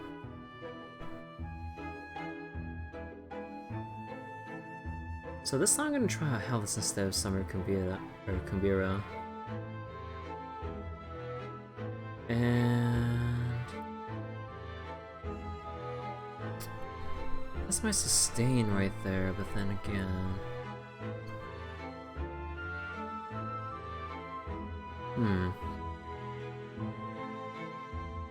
Actually, I'll go switch this out for a Dispel and see if that increases consistency.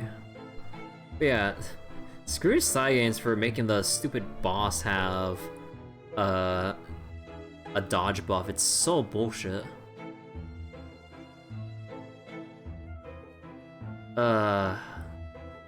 Also the fact that it gets like, what, 4 or 5 buffs for some reason? Just like, come on, man. What do you have to, I know it's Nightmare 150, so obviously it's gonna be overtuned, but god damn is it infuriating. Okay, now let's see if this full auto is more stable, and my team won't die. And I'll check back on that in 10 minutes. At least it's in the Michael element. I don't have Michael summon, unfortunately. Not good for full auto. Yeah, it's not good for full auto. Oh, whoops. Okay, there we go. Also, mouse cursor.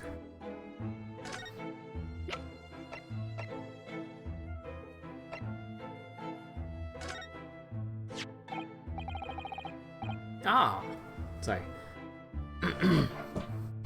An Altamont gas meter, yes. Decent fireplace in here, of course, so no need for a gas stove. There's nothing better than a gas lamp for reading in bed, eh? Actually, Mr. Announcement mentioned that the gas supply to his room kept failing. Ah, yes, that I had the gas company look into it. Well, they couldn't find a thing wrong. The chap must have been imagining things. I don't think he was imagining it. The poor man woke up unable to breathe. I think it was down to ghosts at work or, such in the end. The place must be haunted. There. I know you want to avoid legal trouble, but you really need to fix your ship before you have more tenants die.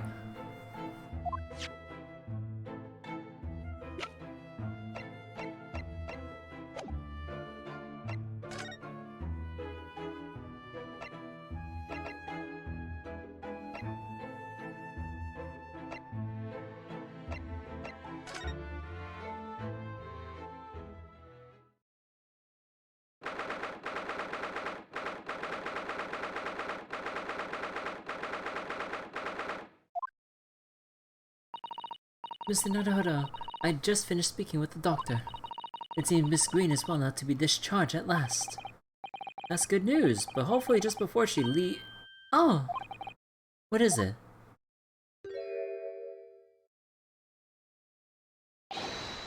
Miss Green!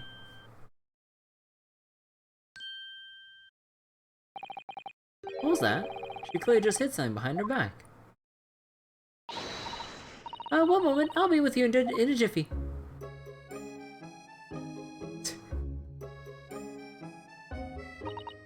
Oh, hello everyone. What are all of you doing here? The doctor said I can be discharged, so I'm just getting my things together. Miss Green, what were you just doing?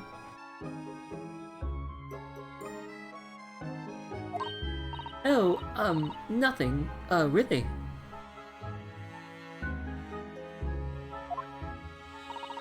I was just about to take some medicine to the doctor,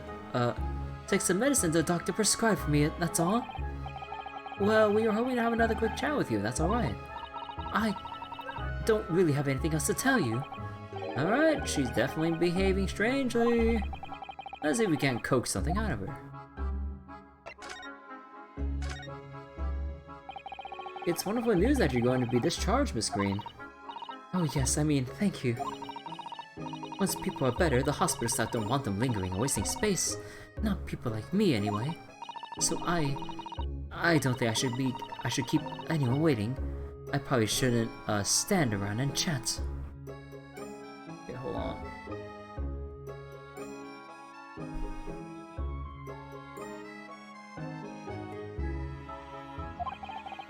She certainly doesn't seem to be in the mood to talk, that's for sure.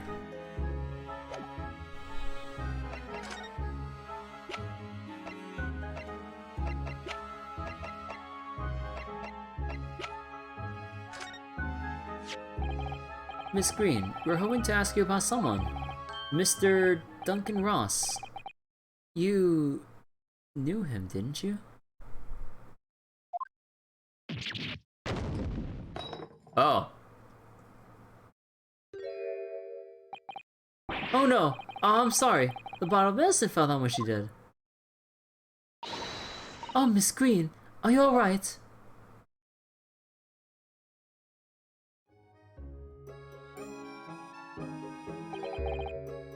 I'm so sorry, I didn't mean to startle you like that. No, it's alright. I just wasn't expecting it. But how do you know about Duncan? Mr. Ross had been writing a letter when he passed away. The landlord found it in his room. It was a very personal letter. To you.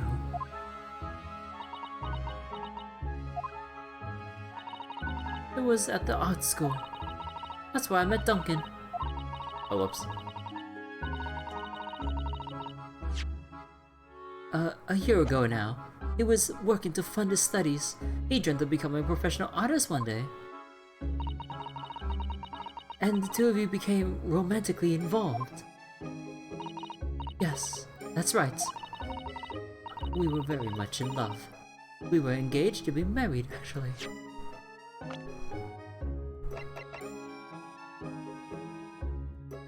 Engaged to be married at the age of 19 and however old Duncan was at the time? Damn! They were fast. That's why I decided to move into a cheaper room to save money for the wedding. And that's what led him to Mr. Garadeb's. That was more common those days? Oh yeah, probably. Yes, he told me he found the worst but cheapest room in the entire East End.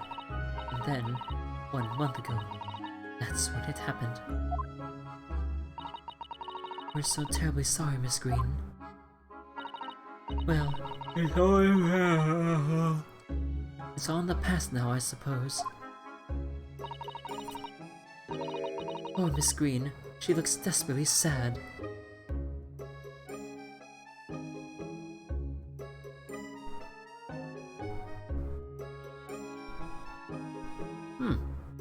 You know what? This photo ain't too bad. Although I think it's falling apart now.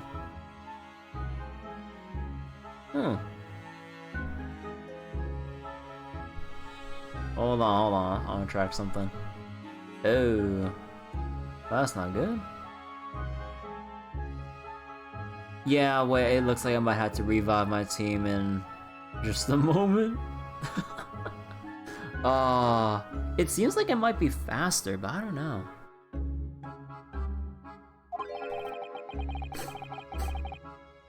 I was starting to think that's just her look. But now that I see she has every reason to feel the universe, now I see that she has every reason to feel the universe is against her.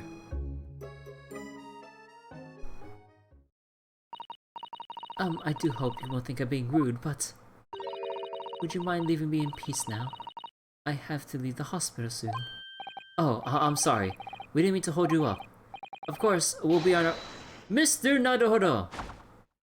Oh. Surely you're not about to leave. That's quite out of the question. What? Mr. Sholmes! I didn't realize you were here! Ah, but of course I was, my dear fellow. Watching intently from the shadows as always. Well, make your presence known next time. Oh! Oh, the mouse! Oh, guys! The mouse! It licked the liquid and died!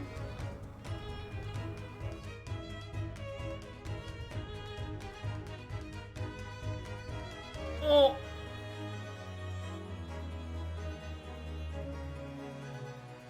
Wait. The envelope.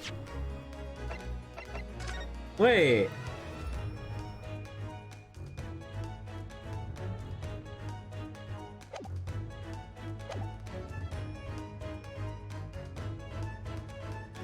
Wait, no. I wasn't looking over here, so I didn't notice until now, but I just noticed the green envelope.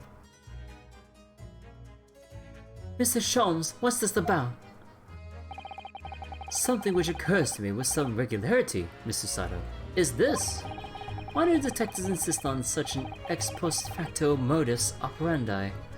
Why solve a case after it's happened, instead of preventing a case before it happens? This is what sets a great detective apart. What do you mean? Hey, my photo works. Actually, wait, let me... Oh, hold on. I know we're breaking out the flow here, but I need to charge on them. So wait. Wait, I cleared this in 9 minutes compared to my other team? Wait. Dude, I could have been running this the whole time. What the heck? Oh, my efficiency. It's only 1 minute longer. Dude. The honors per minute I was wasting.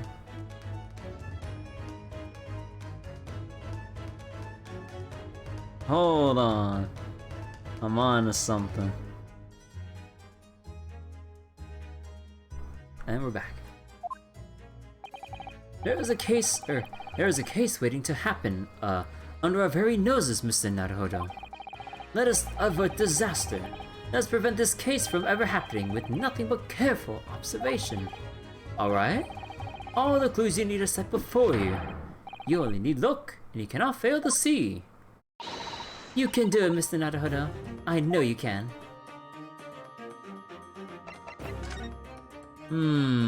Is it this letter? It definitely feels as though this card must be relevant. I mean, when we first arrived, Miss Green was standing with it in her hand, and what can only be described as a very tense atmosphere. Yes, it may very well be related to whatever incident Mr. Sholmes believes was about to happen here.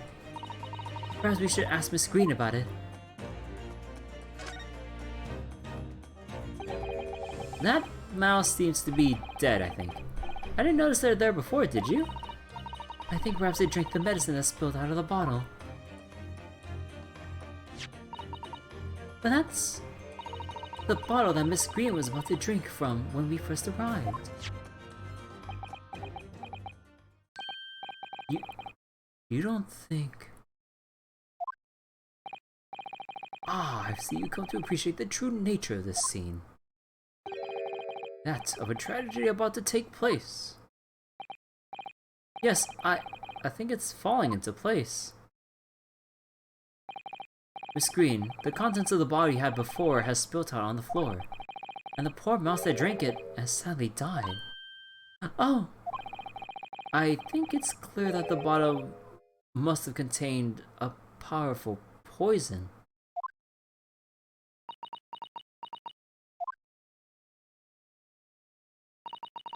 Don't worry. I will attend to the mouse presently. The mouse!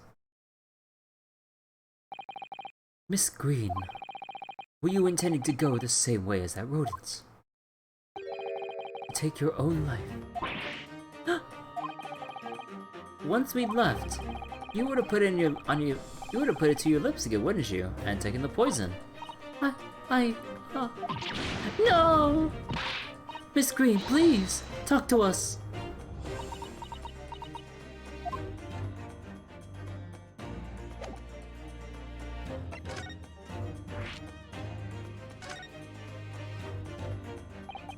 "10 seconds later, and we would have arrived at a very different scene here. In all probability, we would not have enjoyed this most delightful conversation. Of course, perhaps it hasn't been quite so delightful from your perspective, Miss Green.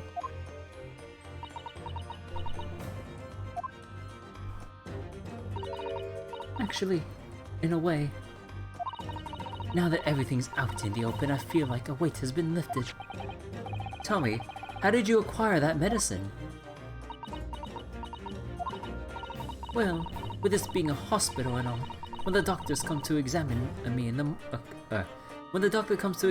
the mornings, he always leaves the medicine cabinet open for a while, so I snuck this out when he wasn't looking. It conspicuously lacks a label. I wonder what it contains." "I'm afraid I don't really know, but I thought if I drank it, I might just stop the pain somehow." "Oh, please, Miss Green, don't talk of such things." "Well, it seems clear now that it contains poison." "Yes, that poor little mouse is proof of that." "Oh no, oh, it's all my fault. What have I done?" "I shall remove this to my office, Miss Green. I take it you have no objection." "No, none."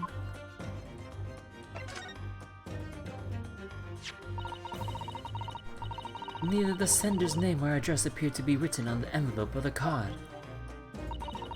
It arrived by post at my home the day before the incident that put me here in the hospital here. I have information regarding the death of Duncan Ross. Come to the Slug and Salad on Briar Road at 5 p.m. on the 17th. Don't tell anybody else about this letter or the meeting. It is a matter of utmost importance. Wait a minute. 17th? Of this month? That's the day you were stabbed on Briar Road! And 5 p.m. is precisely the time when the incident occurred! The Slug and Salad, yes! A pub on the northern corner of Briar Road. Briar Road? Being the street that Mr. Garrideb's house is on! Does this mean that... Yes, I'm sure you've guessed. That day when I was struck in the back by the knife. I was actually on my way to the Slug and Salad.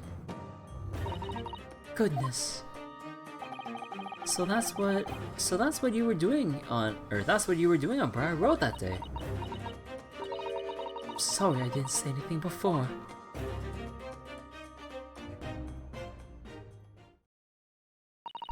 I think I really will have to ask you to excuse me now. I've told you everything. Yes. I'm very sorry to have I'm very sorry to have had to drag up such painful memories for you. No, it's fine. Miss Green. Please, promise us you won't try to do anything like that again. Yes, don't worry. Your detective friend has the bottle now anyway.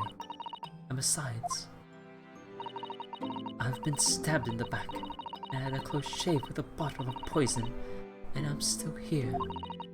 I think I'm destined to see things through to the end. It might sound a little conceited, but oh, that's how all this has made me feel.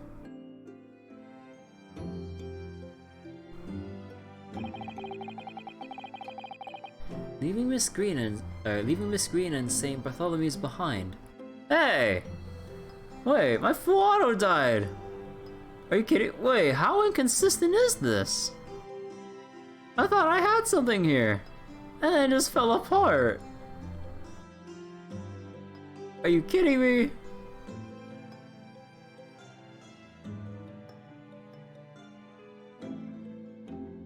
Man!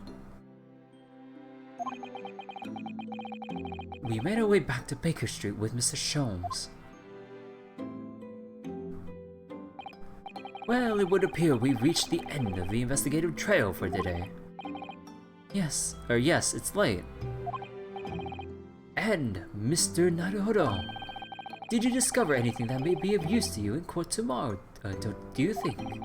Details about Mr. Shakespeare, Mr. Garadeb's lodgings, the convict, Selden. There are many facets to this case, and we're yet to see to the heart of it, if you ask me. That's my feeling, anyway. I can't help wondering about the results of the analysis. Into Mr. Natsume's tea, you mean?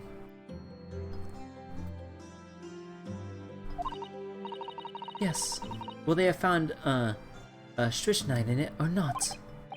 Well, I fear that either way, it will be hard to escape the grip of our friend Mr. Reaper. Oh dear. Yes, Barrack Van Zeeks. But I wish you every success, of course, though I was late to rise this morning. Tomorrow will be a new dawn. I intend to spring from my bed at a crisp hour and attend the trial. Mr. Sholmes, you're going to come? Indeed, whatever happens, I shall be there. Assume my eyelids cooperate in the morning. Well, I think we've done all we can. All that's left is to remain focused and keep fighting for Mr. Natsume's cause until the very end. That was a curse. Fight for the curse. London, the world's most prosperous city, home to some 6 million people. But away from the razzle-dazzle, down back alleys and behind bricked-up windows, the lonely lurk. Sosuke-san had battled long and hard with loneliness during his many months here, and so I felt honor-bound to battle equally hard for my compatriots to lift the curse that gripped him. As Mr. Sholmes said, tomorrow will be a new dawn for all of us. You know, I like reading like this. To be continued.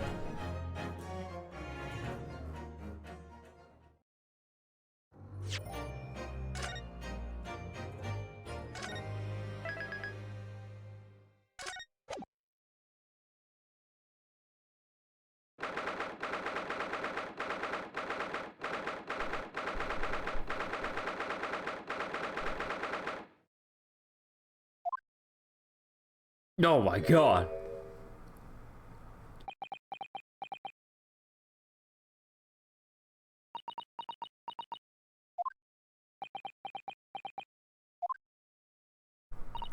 This is it then, Mr. Naruhodo. Yes, it's time to put an end to this now. To the miserable curse that has been plaguing Mr. Natsume. To everything.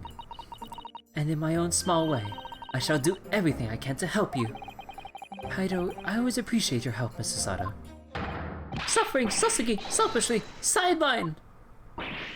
Oh. Good. Morning to you too, Mr. Natsume.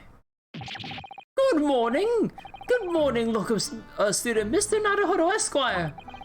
Listen to you two chatting away happily as if the main player of today's trial isn't here! Why would you do that? Why? Oh dear. We didn't mean to cause offense, Mr. Natsume.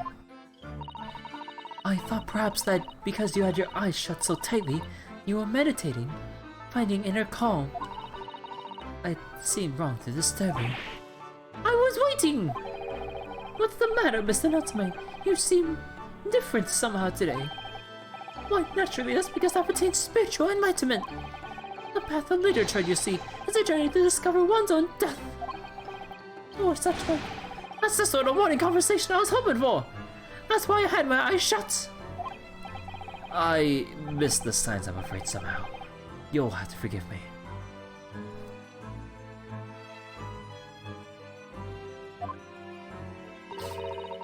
And you mustn't talk for your path leading you to death, Mr. Natsume. That was just an example! Oh, yes, there it is. Inner calm. You barely get to see me at all yesterday. I was sure you'd abandoned me and returned to your beautiful our beautiful long-lost homeland. We've not even been in Great Britain a week yet. Yes, well, anyway. I intend to set everything straight in court today. I'm determined to uncover the truth. Getting pretty tired of Mr. Natsume? Yeah, he's pretty overbearing with how over-exaggerated, like, all of his expressions and stuff are. Like, it's one thing to deal with him for the first game, it's another thing to deal with him in case 1 of this game and case 2 here. Already. It's like, yes, we get it. He's very traumatized by his time here in England, we get it. It's like, come on, man.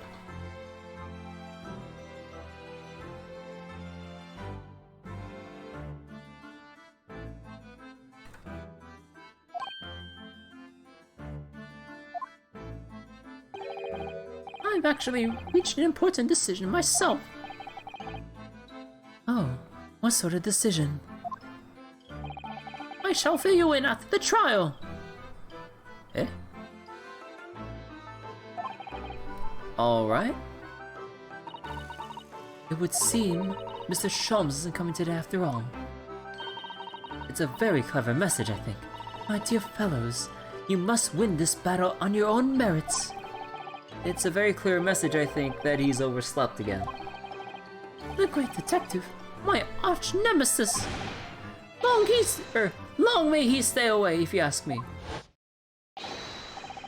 Defendant, and your legal representative. The trial is about to begin. Make your way into the courtroom immediately.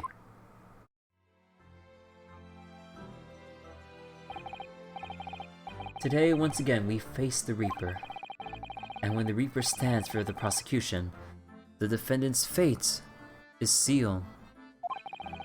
But I don't believe that in that legend any more than I believe in Sosuke-san's curse. The truth is hidden here somewhere. And I won't let it escape me. I have to keep believing in my client, and keep fighting to the very end. That's all.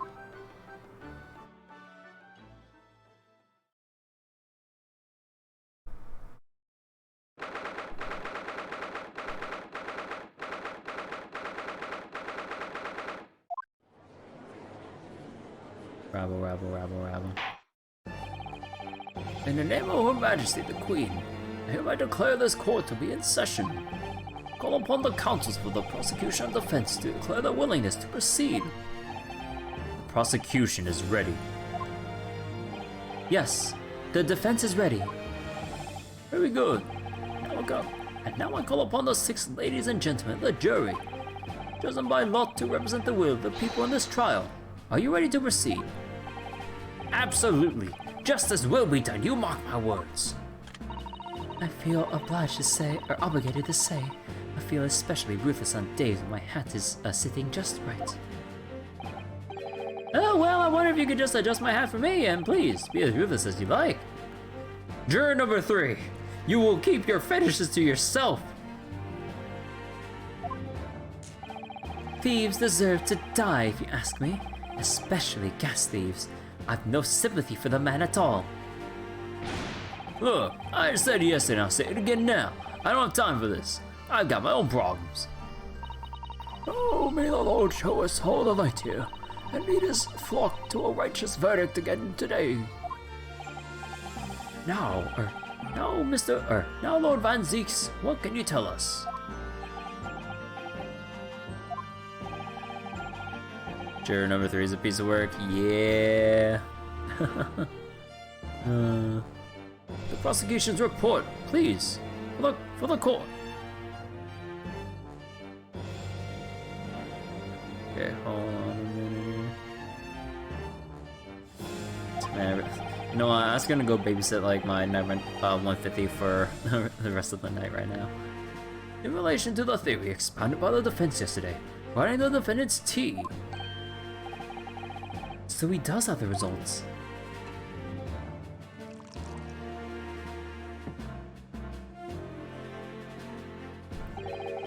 Before the prosecution delivers the black news about the black tea belonging to the blackguard in the dock. Wow! Pray allow me for a moment. Or allow me a moment to savor a liquid of a more sanguine hue.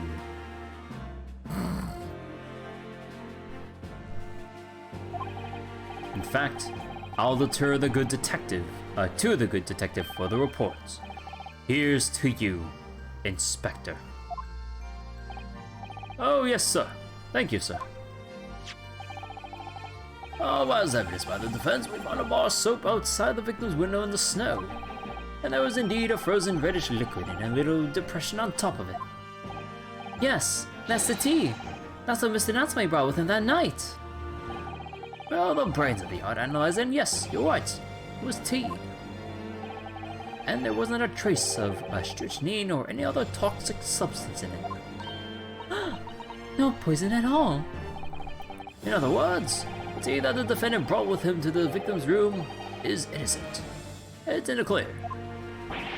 What a revelation! As I suspected. This makes it quite clear. The defendant, Sosuke, Mr. Objection! My learned friend is jumping to conclusions again. A typical Nipponese reaction. Wow, the racism. What? Yes, it's true. No poison was found in the few drops of liquid recovered from the soap on the window ledge.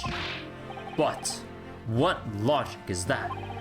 Would you take a drop from the Thames and conclude that the water in the ocean isn't salty? My word, the water in the ocean is extremely salty, Counsel. Racist vampire never stops. No, exactly. Unfit for drinking, just as the victim's tea was on the night in question, as the court has already heard. Bitter was the precise words from the lips of Mr. William Shakespeare, whom the prosecution now calls back to the stand.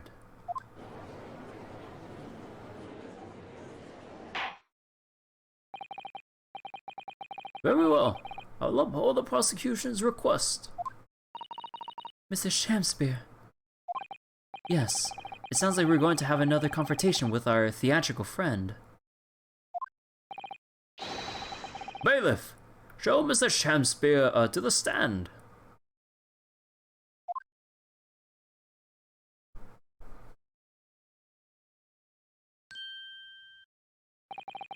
Mr. William Shakespeare, the victim of this despicable crime.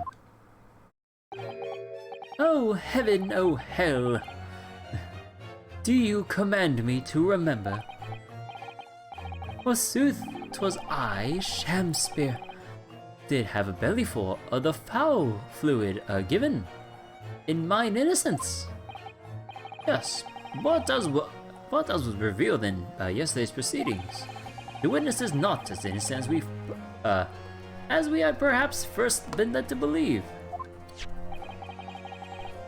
By using bars of soap such as this, he has been stealing gas from the supply company, yes.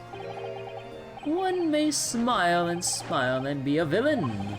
Forsooth, 'twas I, Shakespeare, did have a room full of the sweet fuel given. Oh, that's right, fellow jurors, don't forget, this man is a rotten thief.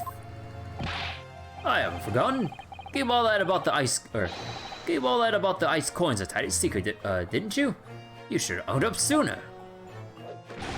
Arrest him, I say. Arrest him at once, and let him feel the sting in my tail. Oh, indeed, by dint and vile and cowardly means, I have plotted to further mine own ends, I confess. Wait, hold on. Why is my full auto stuck in Gravely? What the fuck? Excuse me? Okay, hold on. It's like doing that thing like every now and again where it just gets stuck. There we go, God.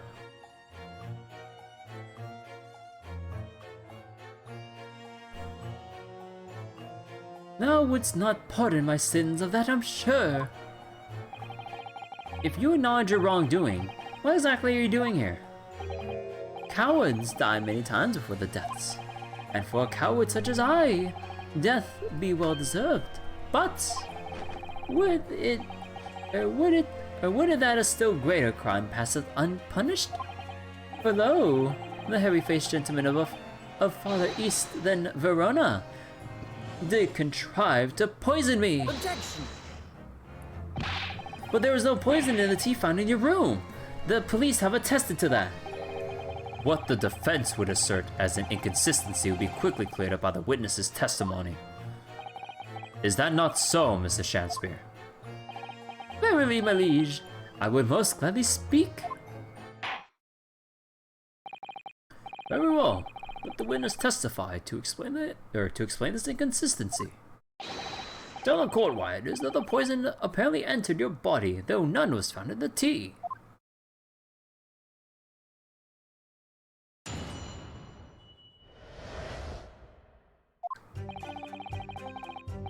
Oh, the Japanese man did come to my chamber with tea brewed in a pot.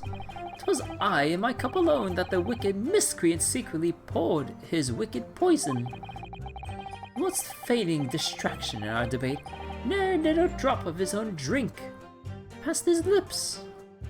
Excuse me? That is a bold-faced fucking lie. When he departed by and by, I did use the tea that remained in his cup to make my own coins of ice. He's giving himself a fucking... Are you shitting me?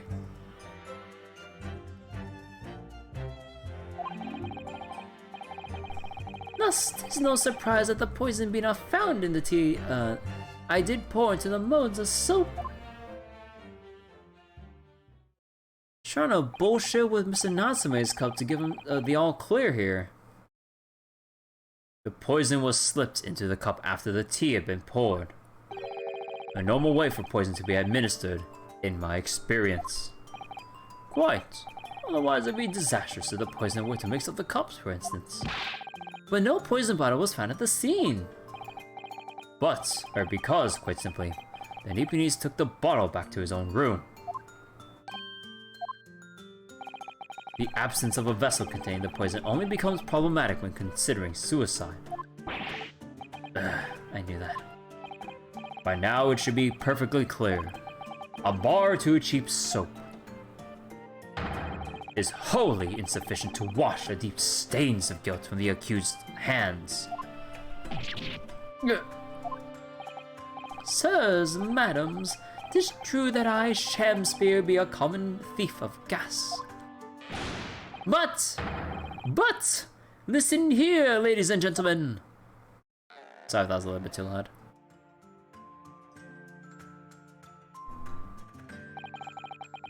Wherefore would I lie? Verily, I have no cause. I have naught to lose. Well, I do declare. Thank you for your testimony, witness. Counsel, proceed with a cross-examination. Yes, my lord.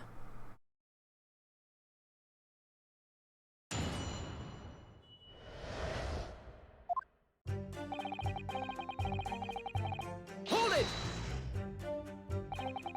I understand that you are already acquainted with Mr. Natsume, is that correct? Oh, I know thee not, old man. Fall to thy prayers. Do I know thee, or do thee not? Methinks 'tis all I can know, that thy destiny mingles with mine. You lost me at the first the... Zounds, thou must learn the English tongue afore thou turns thy hand to lawyering. I did, but I must have missed the archaic Elizabethan lecture. Verily and in truth, 'twas a fine flavored brew that would drop of poison, did bob its sweetness, as a thorn doth bob the sweet rose. That, dear friends, be the simple truth. Listen to Mr. Shakespeare. He seems in even better form than he was yesterday. Either that or I'm in worse form. That fated evening, after I did dine at Grubb's Grubbery, a local alehouse of good report. Naught did pass my lips but the tainted black tea. But behold, the poison was not in the tea at first.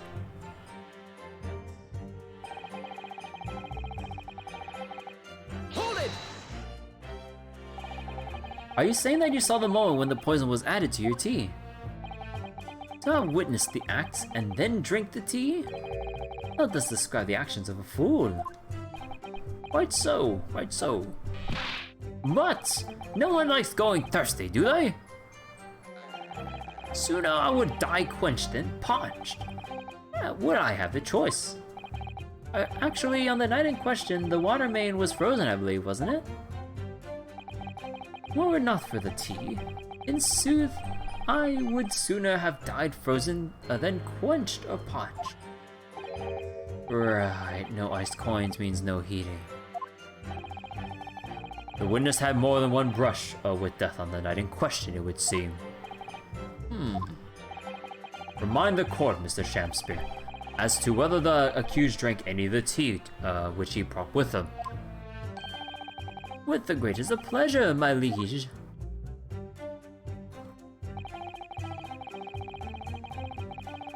Hold it!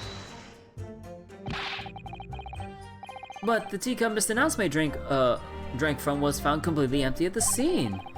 And let's not forget the defendant's maxim: drink tea while it's hot.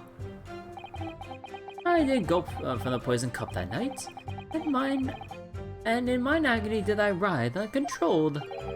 In fits of pain, I did knock the fellow's cup, and its contents spilt as blood from a gaping wound, methinks. Though certainly, it was after I made the coins of ice from his tea. An upset cup was found on the table that the victim was slumped over.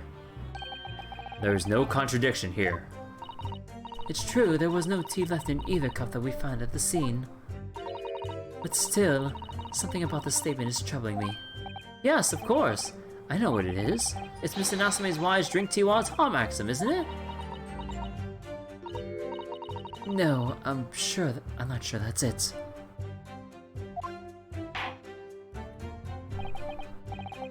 Thank you, witness. Now reiterate for the court what it is that occupied you, after your guest had left and before you drank your tea.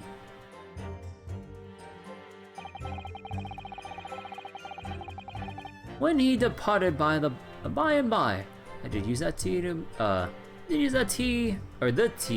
remained in his cup to make my coins of ice. Yes, so that you could cheat the gas company, in fact, isn't that right? To cheat or to die, 'tis life's only choice. Are you kidding me? My full auto died when the boss was at like 3%, are you kidding me? Man, that's some bullshit.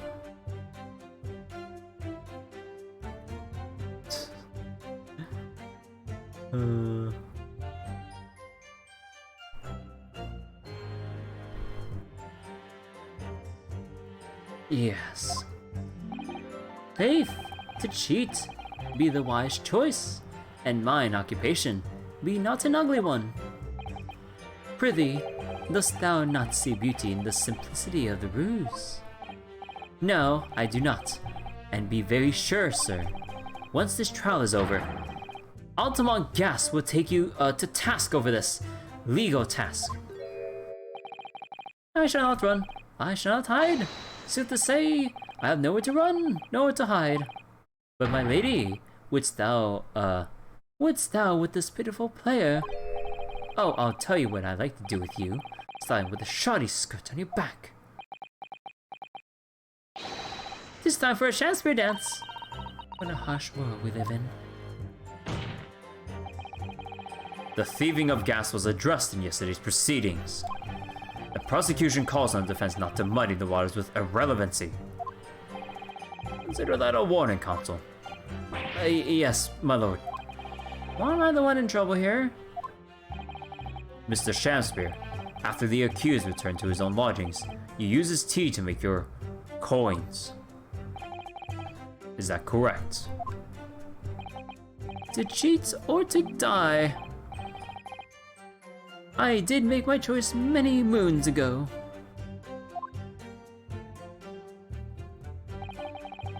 Thus, 'tis no surprise that poison be not found in the tea I did pour into the modes of soap. Oh, I forgot to press that.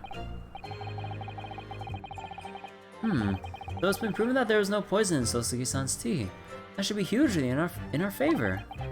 But the atmosphere in this courtroom today...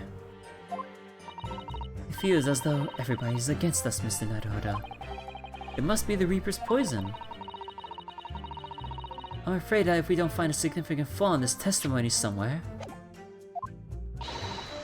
the jury will pounce and find Mr. Natsume guilty. It really feels like we jumped into the fire here.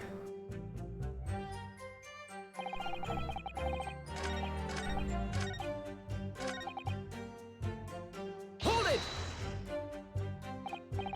If, having first made your special coins, it was after 2 in the morning when you collapsed, that would mean you can't have drunk any tea yourself until around that time. Once ensnared by literary debate, naught else be found in the furrows of the mind. The debate about Romeo and Juliet, you mean, and who was the stronger of the two. Rightly did I pay no heed to the tea as I wrestled with the abominable fellow. I don't remember debates like that when I was studying. Are you suggesting that neither of you actually did drink the tea whilst it was hot that evening? My lord, wouldst thou be privy to some Shakespearean wisdom? Husband, wife, and tea ought ye tepid be. The hell am I watching? Ah yes, so very true. Everyone has different preferences when it comes to tea. I think you might have interpreted that wrongly.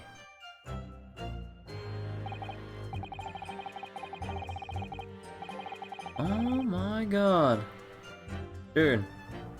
Okay, you know what? Hold on.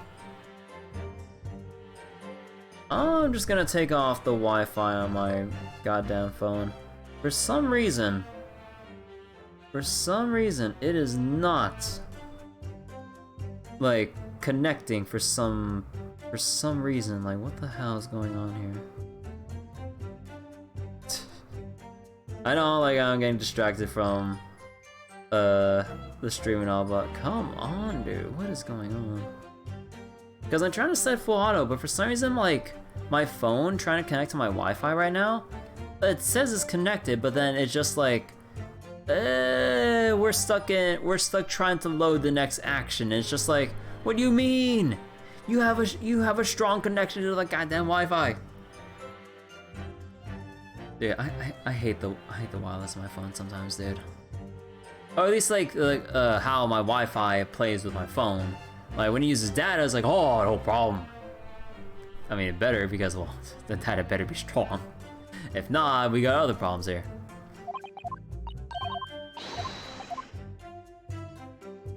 But anyways, so chamber with tea brewed, secretly poured. Did a drink, acid on lips.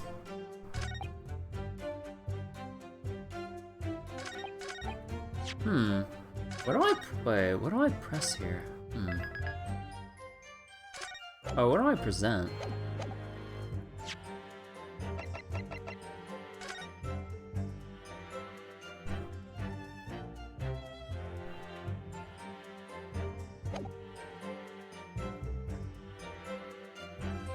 Would it be this easy? Or am I overthinking it? Or am I not thinking it too much? Ah! Sure. Objection! Okay, it was that obvious. You claim that Mr. Natsume didn't drink a drop of tea on the night in question. But it's but that's impossible. How? Chop logic? What is this? Ye dark, eclad fiend. The two teacups from the scene, one used by the victim, and the other by the defendant, have a clear difference between them. One that represents incontrovertible proof. Incontrovertible? What difference?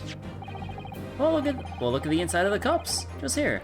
There's clearly a visible ring. Yes, a tea ring. Commonplace enough. Indeed, such stains occur all too readily when one leaves tea in a cup for a while. And yet, Mr. Natsume's cup has no such ring. Good lord, you're right. It's completely clean. And prithee, sir, what makest thou of it? Exactly what Mr. Natsume told the code yesterday. The Japanese saying he quoted. Drink tea while it's hot. That's right. Yes. The jittery Mr. Natsume was true to his usual self that night and drank his tea in no time. If, as you claim in your testimony, he didn't touch a drop of his tea, a ring would have developed on the inside of his cup as well. After several hours, the tea was left standing. But, in short, Mr. Shamspear, you clearly lied to the court. Get thee to a nunnery. Perjury, sir. What do you mean objection? This man committed perjury over a cup of tea. As a rule, I filled my hallowed chalice up to 7 times during any one trial. Wait, really? Wait, we need to go back and count that. I mean, I'm not gonna go back, I'm too lazy for that, but wait. If that was a thing, that'd be a nice detail. Wait. Now I'm curious to look back at the previous trials and see how often he actually did fill up his chalice. Like, no more than 7 times. You might want to keep that information to yourself. He filled it again. Yet on occasion, tedium distracts me, and I pour more times than I intended until the bottle is dry. Your drinking habits are fascinating, but irrelevant. On the contrary, they illustrate the fickleness of human memory. To William Shamspear. Yes, my liege. Though you previously stated that you made the coins of ice from the leftover tea in the accused cup, could it be that you were perhaps mistaken? Could it be that, yes, perhaps there was some tea remaining in the small teapot left at the scene? A fact that had vanished from your memory until now. Aren't you leading the witness here? Faith, my liege, thou art a magician.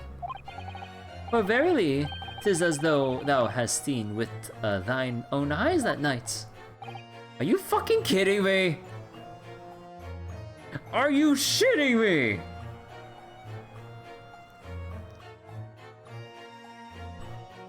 You're telling me that's like, no, there wasn't any, like, you know, you don't need to think about the cup, but you remember that thing of, or that teapot in the back corner of your room? Are you fucked? F this cheating vampire. I know! Dude, you're leading a fucking witness here. Come on, what the fuck? As is every other Ace Attorney game. Forsooth, I was mistook. I did plan to use tea from the Japanese fellow's cup below. When I looked, 'twas empty. And thus I did use the dregs that festered in the teapot, as my liege did suggest. Objection! And you just suddenly remember now that you made a mistake before. Are we supposed to believe that? Objection! People's memories are imperfect, my learned friend. which is why we rely on evidence instead. But, in any case, it makes no difference. The victim's most recent testimony tells us two things of note. Firstly, that the poison was put into the victim's teacup only. Secondly, that the spoiled cup was not the source of the insipid iced coins that had bewitched this court. The prosecution makes a fine summary of the facts. Oh my god. Furthermore, that testimony remains valid in full support of the established facts. In other words,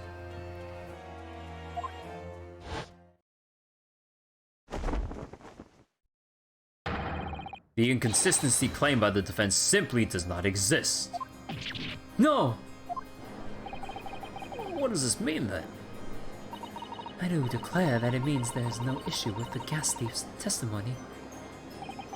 Apart from the bit about thief and gas, obviously.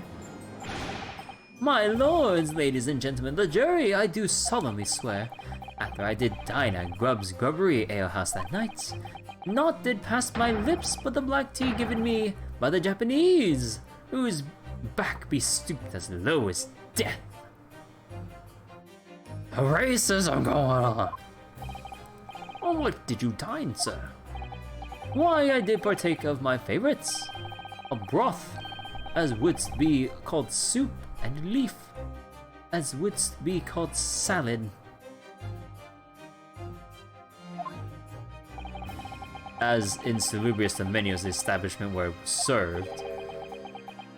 But you gods will give us some faults to make us men. Willingly would I suffer what punishment is seen fit to serve a wicked thief of gas, but I pray ye, wise and noble fellows, ne'er forget the simple truth.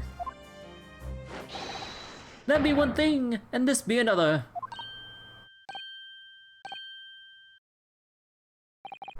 Jurors and all, your humble servant Shamspear doth entreat you, punish the Japanese fellow for his sins. Bro, you can't just bring racism into your fucking argument here. My lord! Oh, sorry, I thought that was someone else coming up to say something here. If I may speak, my lord. Yes, Mr. Foreman. I believe we may have been duped by that rotten defense lawyer. Excuse me? We're trying to get to the truth here. By me? I do declare you may be right. Well, we all know the wife there was making coins of ice to keep himself warm. But this lawyer lad says if he's stealing gas, he deserves a dose of poison, eh? He's been leading us off the garden path. That's what he's been doing. I really never said anything like that. But what we just heard from the victim there has opened our eyes again. We reached a decision this time, and we won't be swayed from it. Come on! You're letting the fucking victim talk up the jurors? Fuck this jury, dude! Come on! Court acknowledges the position of the jury foreman, and will duly hear the jury's findings. What? No! You can't yet! Ladies and gentlemen of the jury, you will state your decisions now. Guilty! Guilty. Guilty! Guilty. Oh, come on! Guilty! Fucking bullshit!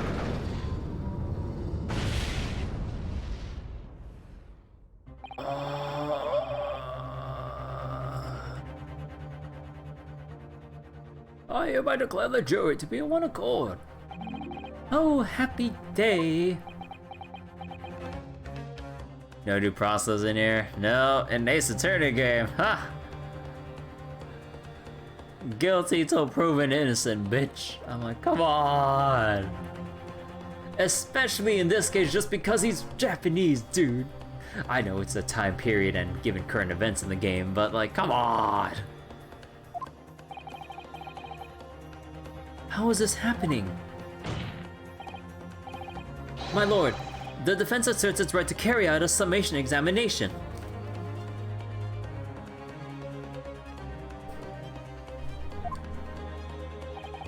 Very well. Court opposes the defense's rights. Typical. My learned friend is unable to accept the obvious truth. And yet we kicked your ass like 3 times in a row last game.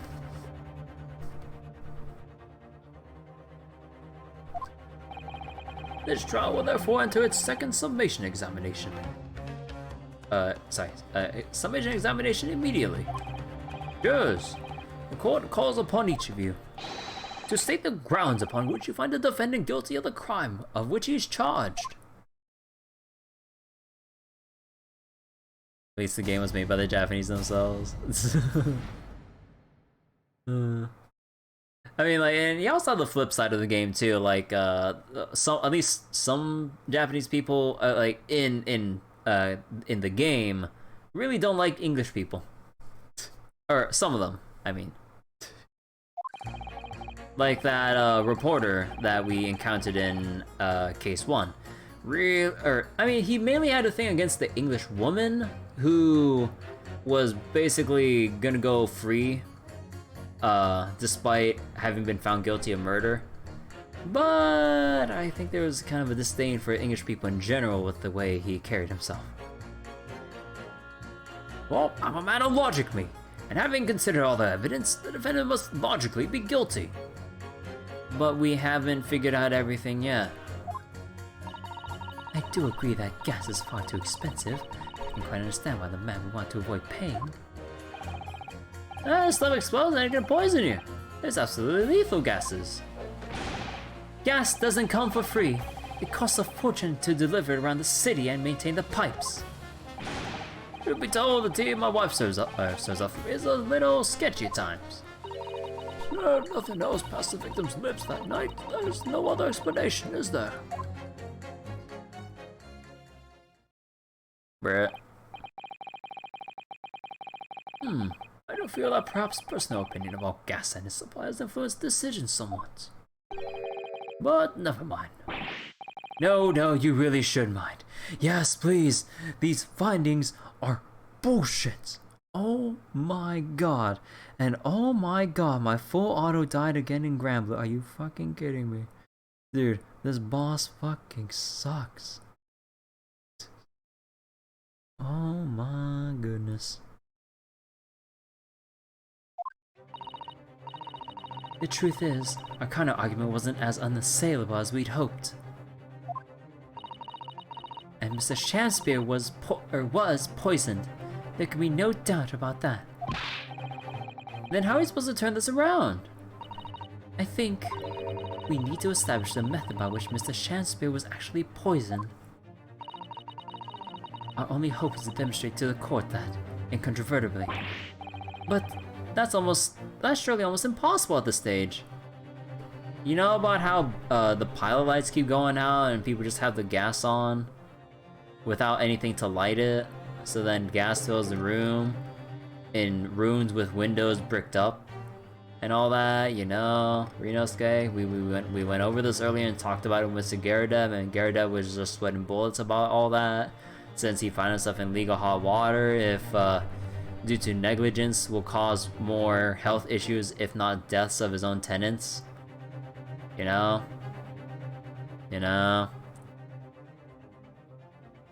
But we'll get there soon. If we don't manage it though, Mr. Natsume will be found guilty. No delays, Counsel. Proceed with the summation examination.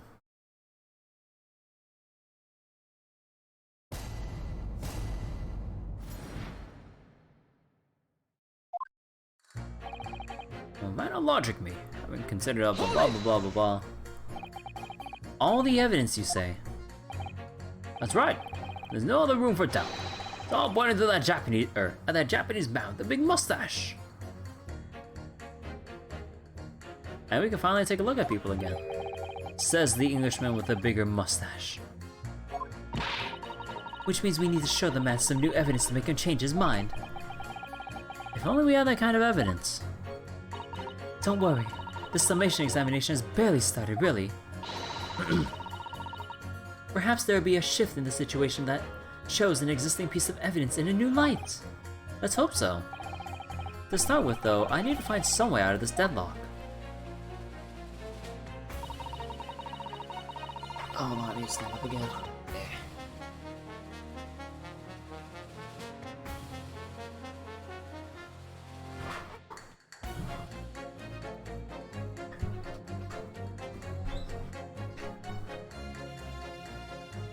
Hold it! This isn't the time or place to be discussing the price of gas, ma'am. Or madam. But really, think— Whoops. My chair hit part of the desk. But really, think of the injustice. Air is a gas, and air is free. Why should Altamont gas cost money? It's a different kind of, like, air thing.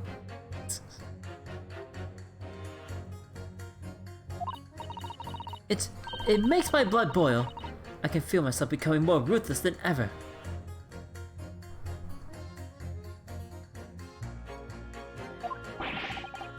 This isn't the time or place to be ruthless either. If I might interject here. Ah, yes, madam.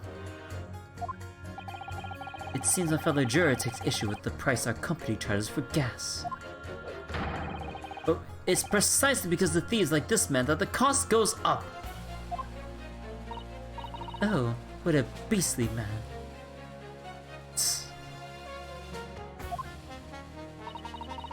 That unkempt mustache, those hunched shoulders, poisoning tea and stealing gas. Utterly unforgivable. No, ma'am! Ma'am! We're talking about Sham Spear here! And not Mr. Natsume! Mr. Natsume would rather burn his books after reading them to keep warm! Ma'am! Get your facts straight! What the hell? So they find them guilty because of a raisin price? Yeah, the jurors like are complete dumbasses. Some of them just want to leave, so it's like, ah, she's guilty, I need to get back to my wife, man. And some other people are just like, well, according to all the evidence that we know so far, and we haven't revealed the rest yet, well, by the set of incomplete evidence, we do declare this man guilty. I'm just like, sir, we haven't explored all possible avenues for which the poison has entered the body. We do not have the whole picture. It's like, given everything so far, and we don't really need to waste our time, guilty. I was like, fuck off, sir. And yes, a lot of them like put their leanings to guilty because like, oh, gas. I was like, but what does that have to do with the poison? No, Mr. Natsume isn't the one who's been stealing gas. I'll thank you not to go adding on more crimes. Mr. Natsume hasn't been poisoning tea either. Well, anyway, I've made up my mind. Or I've quite made up my mind. It's as made up as the price of gas. Well, stuff explodes and can poison you. It's absolutely lethal gases. Can we please talk about the poison rather than the gas, do you think, sir? Well, if you like. I mean, to be honest, I'd take poison over gas every time.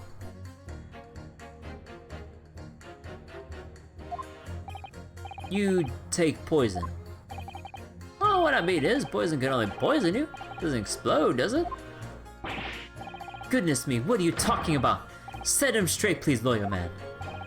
Well, it's certainly true that poison isn't prone to exploding. But I think you'll find poison can also can't light or heat up a room. Oh!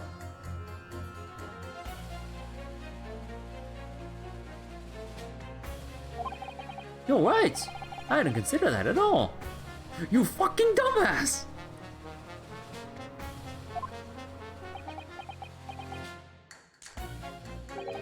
Young lawyer man. Yes. You have a good head on your shoulders. We could use someone like you at our company's company's legal representative. Go on. Well, I wasn't expecting to pick up more business in the middle of a trial, that's for sure. Well, anyway, the point is I haven't had the best experience with gas companies in the past.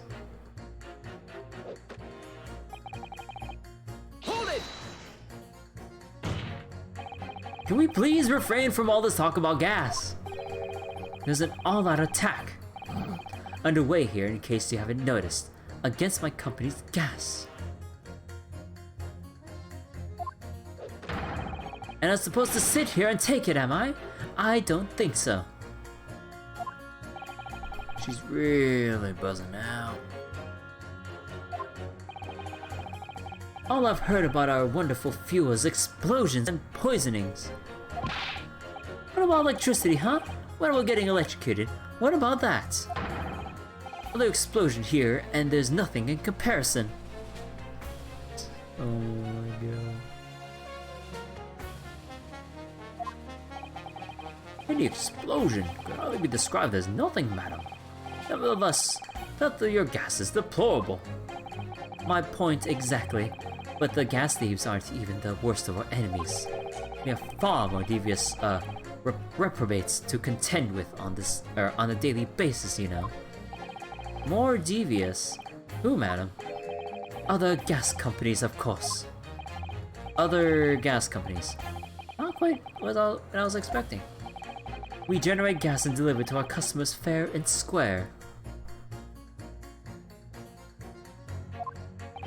Indeed. Nobody is questioning that matter. Alt1 is an exemplary gas company. But there are other unscrupulous gas companies here in London that don't even have any gas at all. What? Wait, but if they don't have any gas, how do they go about selling it to people? You wouldn't think of it possible, would you? But they steal our gas, you see, and sell that. They steal your gas? How on earth is such a thing possible? Gas companies like ours deliver gas to people's homes via a network of pipes. But these devious reprobates secretly disconnect our pipes and divert our gas into their own rotten pipes. They then make a contract with the household supply by those pipes, and take money for the precious gas that's rightfully ours, without us even knowing.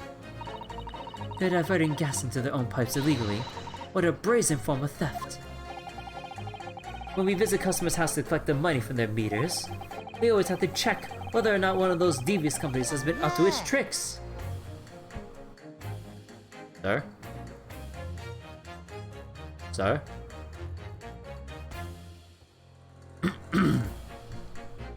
Say it with me, everyone. Excuse me. Do you have something to say about that? Juror number 3. Oh, golly! You mean me?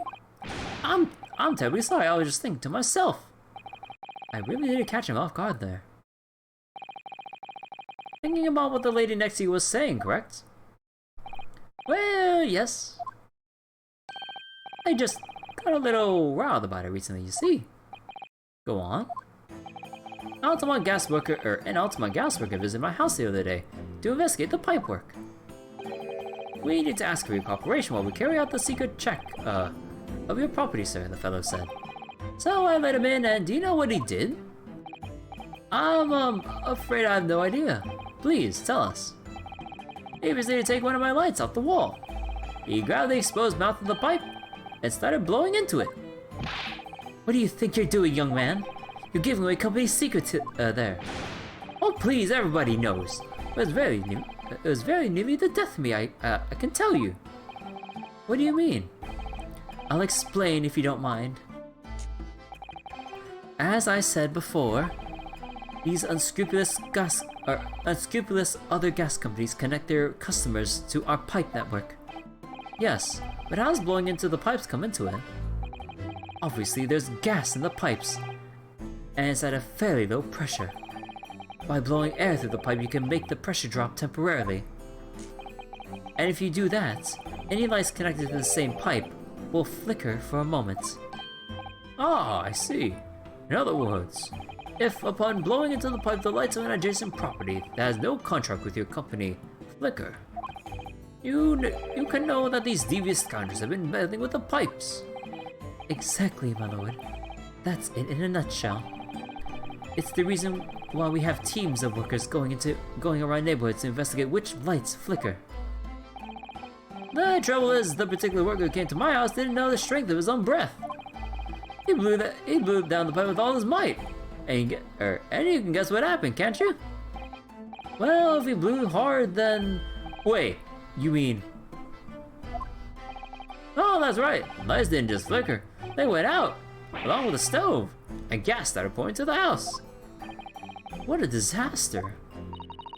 The gas supply must have been interrupted briefly because the man blew too hard, so the flames went out. I'm afraid I yelled at the fellow. Are you trying to kill us all? I said. So by disconnecting a lamp and blowing into the exposed gas pipe, it's possible to extinguish lamps and stoves connected to the same network of pipes. Oh. So then, would that also imply that during the death of Duncan, potentially Mr. Natsume and Shamspear, somebody was blowing into the pipes hard enough to extinguish everyone's flames while they're heating themselves up for the night. A potential serial killer on our hands. Oh no, wait. Selden was died of natural causes. Yeah, it was Duncan. And also, Garudeb made sure to replace all the pipes after hell was raised for him to actually get to replacing it. So it couldn't be the new pipes. So somebody has been wanting these people dead for whatever reason. And then when the gas starts flowing again, it just silently seeps into the room. Mr. Naruhodo, I think perhaps, yes, this is almost certainly a clue that we've been hoping for. Juror number 3, the defense requests that you amend your statement to include that information. Oh, well, if you like. I don't mind. Well, I do. That's our company's secret method of identifying the rogues that try to diddle us. Well, like I said, madam, was widely known already. Very well. Juror number 3, you amend your statement accordingly. Yes, Motherhood, though I'm not sure what the point of all this is. Blow too hard into a gas pipe and you extinguish everything in the house. Then you're in real trouble.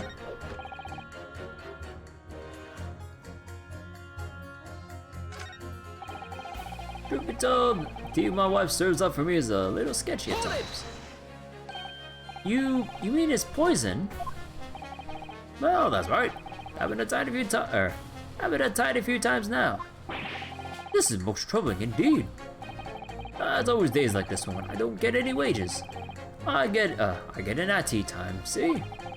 And I see her doing it, my wife. Phrasing, sir.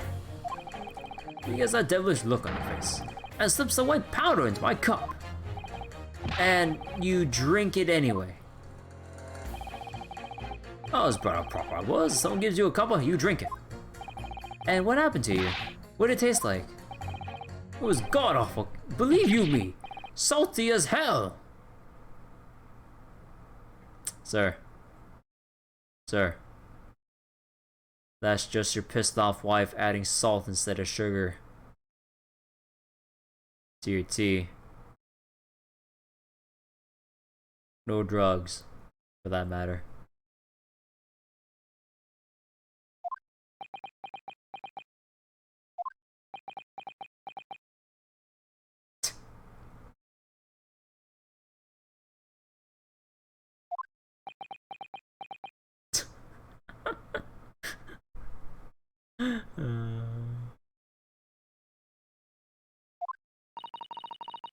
Then I think perhaps what your wife put in your tea was salt. No! So, she doesn't even care to poison me properly, eh? Unbelievable. Let's move on, please. If nothing else passed the victim's lips that night, then there's no other explanation, is there? Hold it! Does that mean if the victim could be shown to have ingested something else, you change your leaning? Sorry. What was that now? Oh, I was just saying if the victim did actually eat or drink something else on the night. What was the matter with you? Sorry? Oh, I said if nothing else passed the victim's lips that night. There's no other explanation, is there? Haven't you been listening to me at all?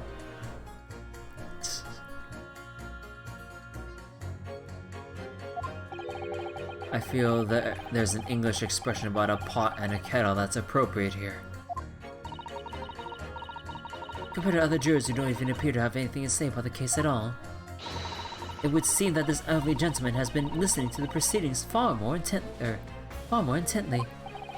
I suppose the trouble is, he has selective hearing. Exactly, but still, this juror may well be the key to the breakthrough that we so desperately need. This is hopeless. There's no way for me to appeal to these people. I do think that the only way we should overcome this difficult situation is by exposing the way in which Mr. Shamspear was really poisoned.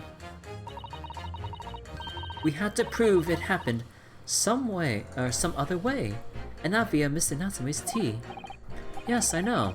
The trouble is, I have absolutely no idea how it did happen. Mr. Naruhodo, I wonder if perhaps there's something you might have forgotten. Oh, like what? It's important to watch everyone involved pursue people if they react to something someone else says. If you'd like me to remind you exactly what I mean, I'd be more than happy to, of course. Once again, Sasuke-san's fate is entirely in my hands here. I probably owe it to my client to hear any advice my assistant may be able to offer. So outside of this Sasuke-san, remind me. Then again, Actually, I don't think there's any need. It's vital that we start trying to change these jurors' minds as soon as possible. Of course. I'm sure you're right. But if you decide you would like your memory refreshed, you only need ask, Mr. Naruhodo.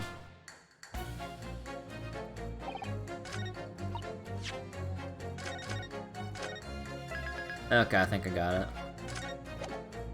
So, based on all that we know, blow too hard into the gas pipe and you extinguish everything in the house. Then you're in real trouble. Oh, nothing passed through the victim's lips that night. There's no other explanation, is there? Objection! These two statements clearly contradict each other.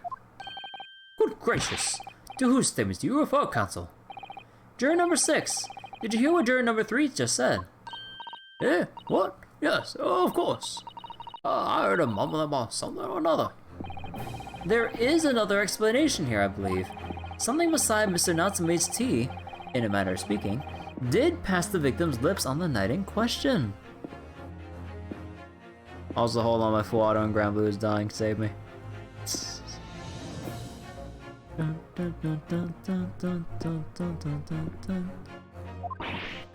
What? What explanation? I wonder, did the police check the mouth of the gas pipe feeding the wall light at the scene to see if there were any traces of poison there? I was curious to see what your floundering would result in this time, but the mouth of a gas pipe. Scotland Yard have enough to do without exploring such irrelevance. Hold it. What a piece of work is a man with a miserable power. What are you trying to say, Mr. Shamspear? What speakest thou? Prithee, is it not strange and strange? That is what I say to thee, sir. I thought I'd been quite clear, but let me put it another way. The strychnine that could have been on the mouth of the gas pipe that feeds into the wall lamp of your room. And that is how the poison came to enter your body. Good lord.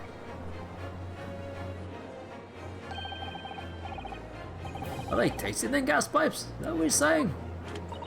Or is the gentleman suggesting that the poor man was so desperately hungry, he tried to fill his belly with gas? Perhaps no actress will perform a kiss scene with him, huh? For shame, madam. Speaking thy fancy. What the heck? I assure you, I'm not such a buffoon that I have to kiss pipes. Objection! This is no summation examination. This is a farce. The prosecution will not stand for any more of my learned Nipponese friend's conjecture.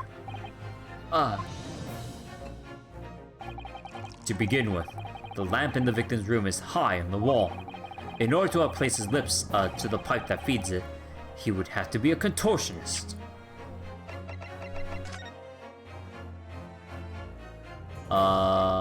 The box maybe? No, even then that's still quite high.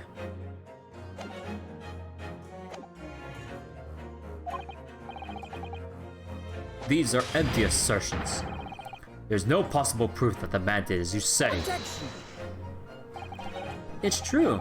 I have no proof that Mr. Shakespeare put his lips to the pipe. However, I can say with some certainty that on multiple occasions, Mr. Shakespeare has been doing something in front of the lamp on his wall.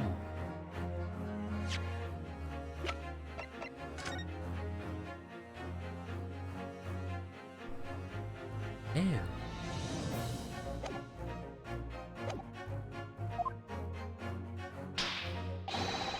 And I have evidence to prove it. Alright, you've got our attention, lad. I'd like to see how you can be so sure of yourself. So would I. Let's see if there's evidence then. Now that I got the jury's ear, I need to make this opportunity count. This is the proof that time and time again, Mr. Shakespeare stood in front of his gas lamp. Take that! What the? These are, wait, what are they called? Yes, skin prints that were found at the scene. Skin prints, Consul? I've never heard of such things. The Justice Ministry is currently assessing whether or not to permit fingerprints as evidence in court, however. My lord, this is an exciting new forensic technique developed by the great detective Mr. Herlock Sholmes. It reveals all the places that Mr. Shakespeare touched in his room.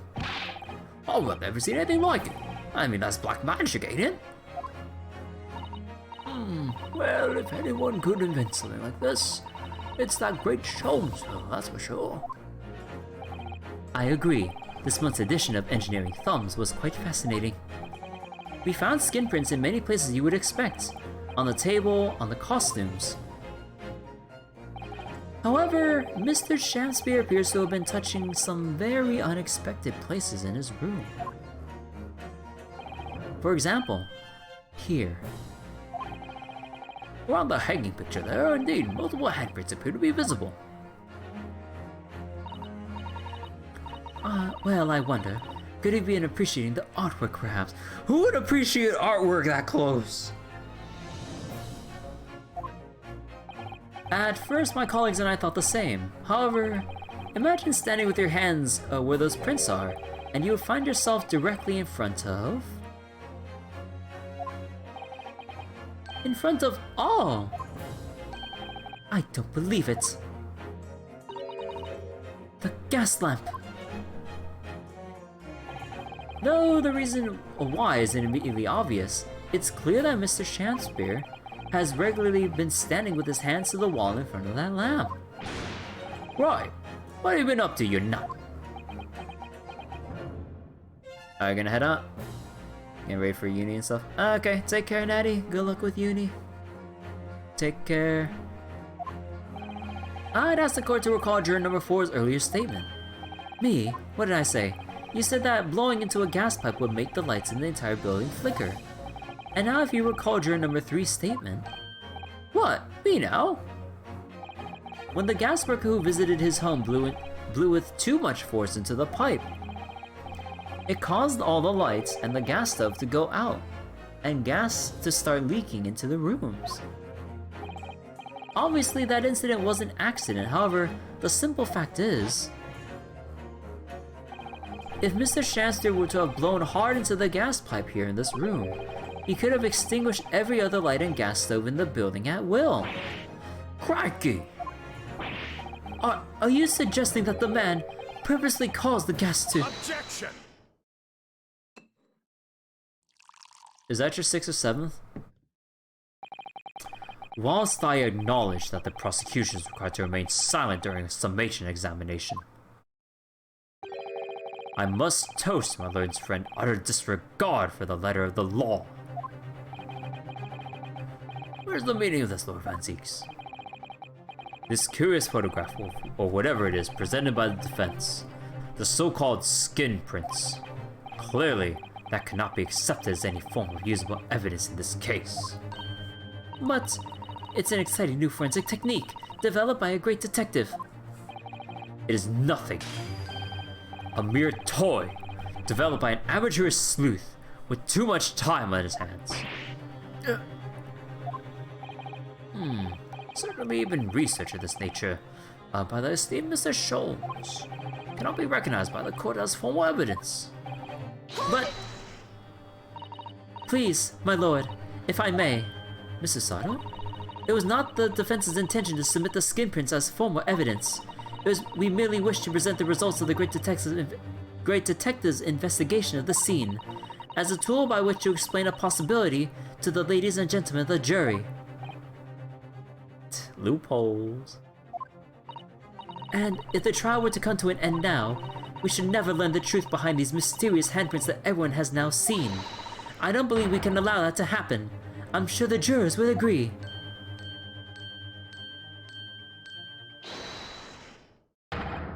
You're right. Whether those strange handprints are a significant clue or not is down to us to decide. Juror number 3. Oh yes, I do declare that the great detective's investigation results sound absolutely fascinating. And I want to hear what that shady actor fellow has to say about those shady handprints.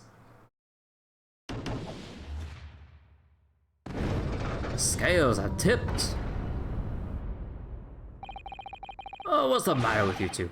That was foolhardy. Well, I did say it, didn't I? And I don't like to break a promise. No, wait! You heard his lordship. It's not fair dinkum evident.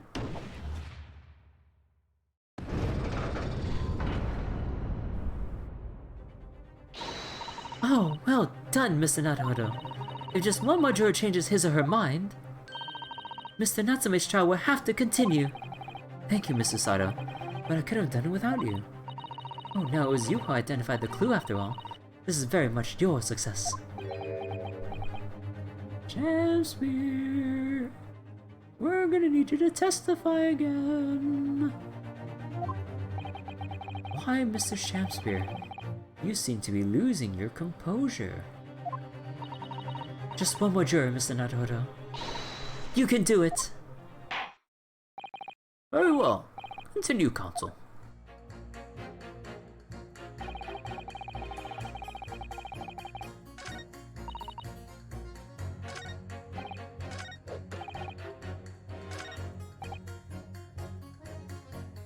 Hold it!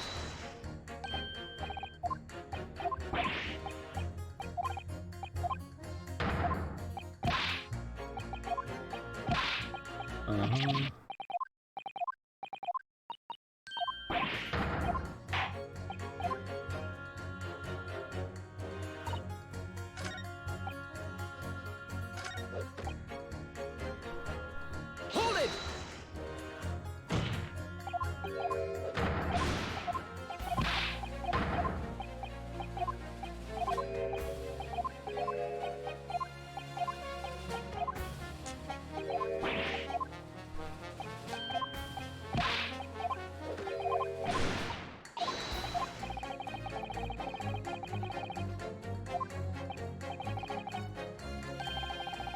Almost unbelievable. It might seem unbelievable to you, but it's happening. All the time, right here in the capital. It's very difficult to, difficult selling something you can't see, you know? Very difficult indeed.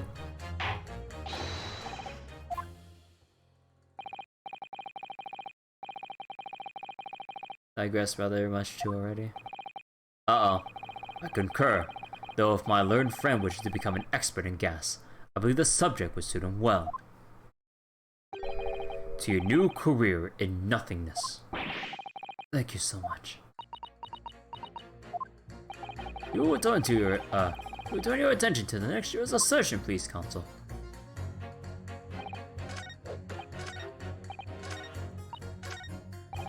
Hold it!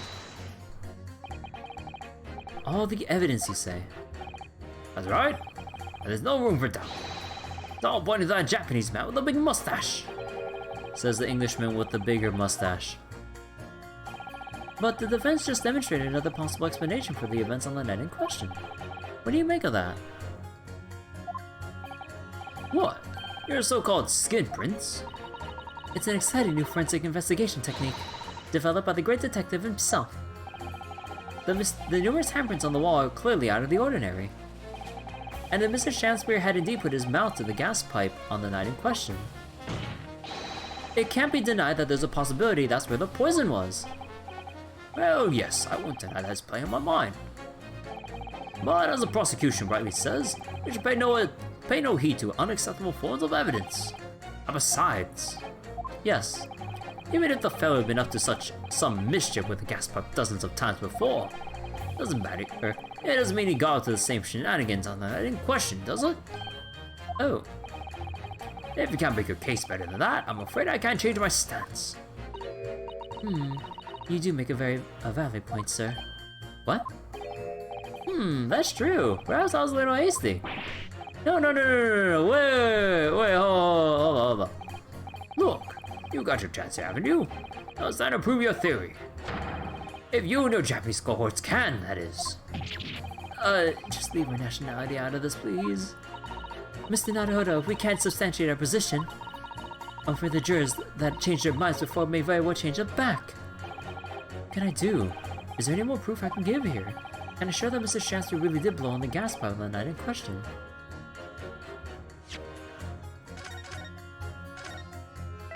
Okay.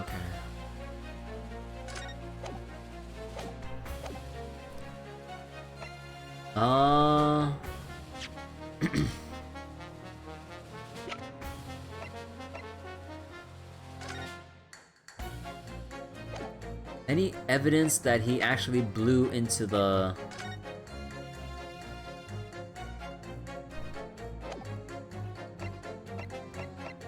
it would have to be supporting testimony because nothing in this evidence, at least comes out to me as actual evidence to prove that. No, in truth, I don't have evidence to support my theory. However, there is witness testimony that substantiates it. Oh yeah, wait, didn't Meter Man peer in through the window that night? What's that?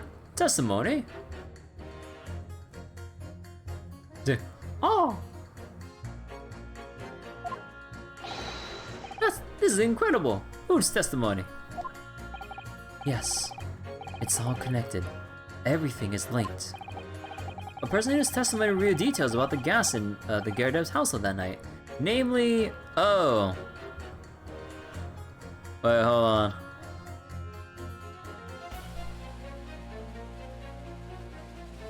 Sorry, rambling stuff. So wait. Person whose testimony revealed details about the gas in the Gyarados residence that night. Namely...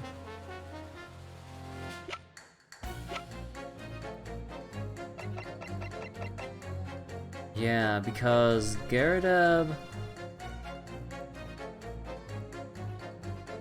had some very big concerns about the gas and the pipes and all that stuff leaking into everyone's rooms. There's also whose testimony about the gas revealed details about that night. I'll go with Gyarados. Take that! Oh, okay, so Meter Man.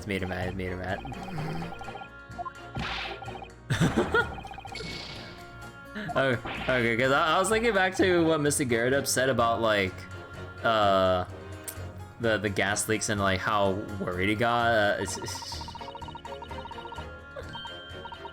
Yeah, okay, so it was what I guessed, but then, like, I second-guessed myself thinking Gyarados. Don't mind me. Hold it!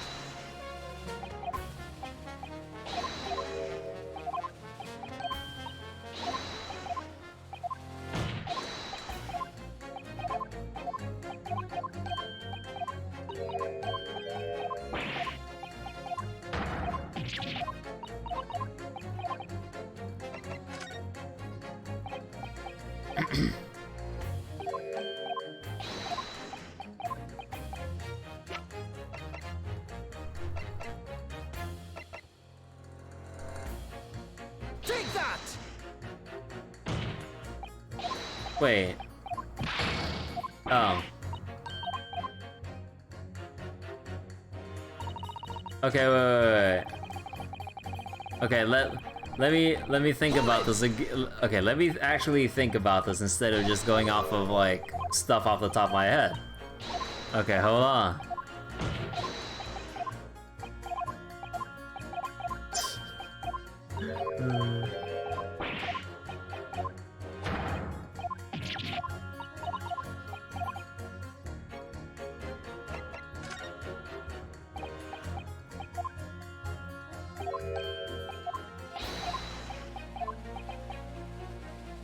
Whose testimony reviewed details about the gas in the Gerda residence that night.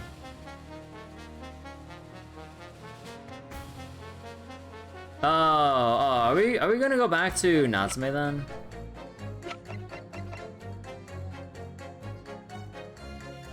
Take that! Yeah, okay. So my first and second guesses were wrong. Okay. Yeah, cause Natsume talked about like some nights when he felt that the curse of his lodgings, like the spirit of Selden, was gonna strangle him. That's the gas. Oh, wait. So with the motivation...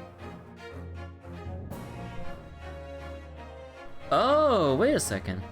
Could the motivation that Shamspear went to the lengths of trying to out or kill or, I don't know, get Natsume arrested would be to take the middle floor lodgings?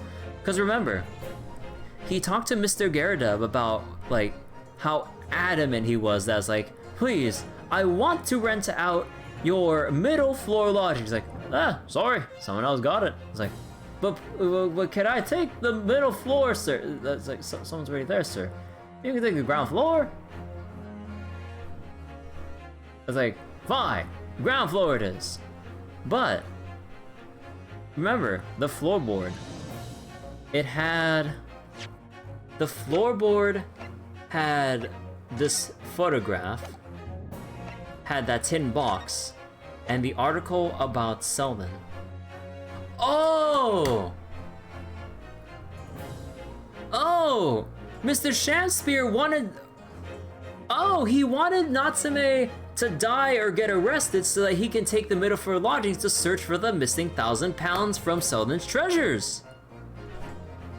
So he's been repeatedly trying to kill Mr. Natsume by blowing into the pipe, snuffing out the flames, and then suffocating him. And then because of all the flames in the lodgings would go out, not only would or what was it? Not only did Mr. Shamspear, you know, take out those bricks to make his fake coins with, he did it to also air out the room because he knew he'd be snuffing out the very flames that would be heating up his room so that he'd actually get breathable air. That or he could have just exited the room, but although maybe he wanted to give himself like, maybe he didn't want to make himself too suspicious by suspiciously leaving the building as he blew out the flames. So in order to maybe avoid suspicion, he has to stay in his room every time he tries to blow out the flames. But then removing the bricks will give him the air he needs. And keep in mind, Mr. Garrideb doesn't have gas, he uses a fireplace. So the only one breathing in noxious gas at that point will be Natsume.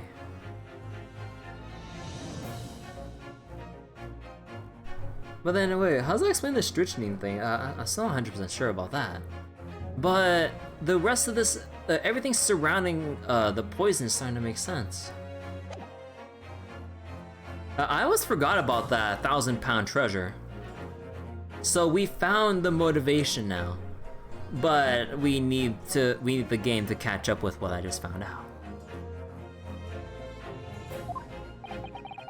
The defendant? At the very beginning of the proceedings here in court yesterday, Mr. Natsume said the following.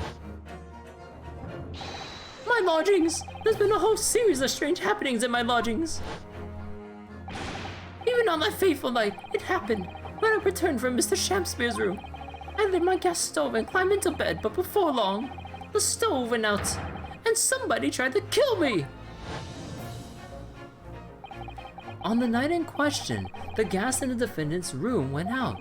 So I asked the court, was that a mere coincidence or not? Good golly! So that Shakespeare fellow blew air into the gas to make the man's stove go out on purpose? Now the horses there. What did you do that for? Shakespeare. Mr. Foreman. What the? What is the man? We cannot allow judgment to be passed while this doubt remains. It's true that I don't have conclusive evidence yet. However, you must surely agree that there is more to this case than meets the eye. Oh, I get it now. The tin box, the empty tin box. It's not that he emptied it and there's nothing in it. It was empty because he plans to take the jewelry from Selden's treasures, from Selden's hidden treasures to put in that box for him to carry away with. Yeah. Ah.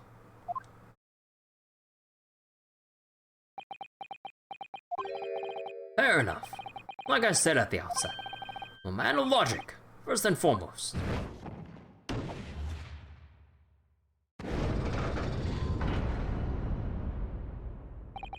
That's 4 jurors leaning towards not guilty, my lord. We've overturned the decision. Therefore, the defense calls for the trial to continue.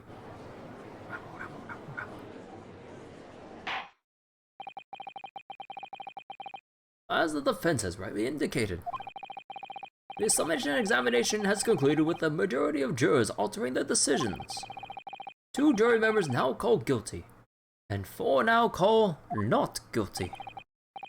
Therefore, the jury's opinion is conflicted and in accordance with the law of this land. I hereby declare the continuation of this trial.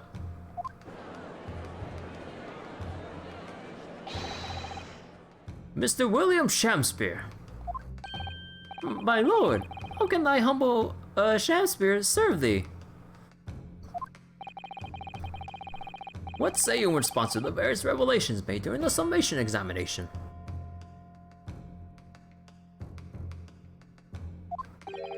So God mend me, I do solemnly swear I recall aught of either the lamp or pipe. Feigning ignorance to the very end, you son of a bitch. But your handprints, I made a tidy mess all over the wall there. I explained that, huh? Yeah. I am done with this. The dignity of this great courtroom has been sullied enough already. Juror number 5. Who, me? As I went to some pains to point out already, a print from the self-proclaimed detective's toy has no place in a British court of law. Ah! As such, whether or not this man did indeed stand before the gas lamp with his hands against the wall remains at this time unestablished conjecture. You would all do well to remember that. Objection! But the prosecution must concede that it would be extremely simple to verify. Just order the mouth of the gas pipe feeding that lamp in Mr. Shakespeare's room to be examined. If there are any traces of poison there. Objection! What appears to be extremely simple is my Nipponese friend's mind. You will recall that in order to check for the presence of poison in the tea, some remnants of tea were required. Yes. Therefore, it shouldn't be beyond your wit to imagine that even if poison were to have spread on the pipe, it would have completely evaporated now, making any analysis impossible. I didn't think of that. In any case, Counsel, I fail to see what could possibly motivate the man to do as you describe. Why on earth would this fellow have wanted to blow air into the gas pipework where he lived? There's only one possibility that I can think of, and that is to use the leaking gas to commit murder.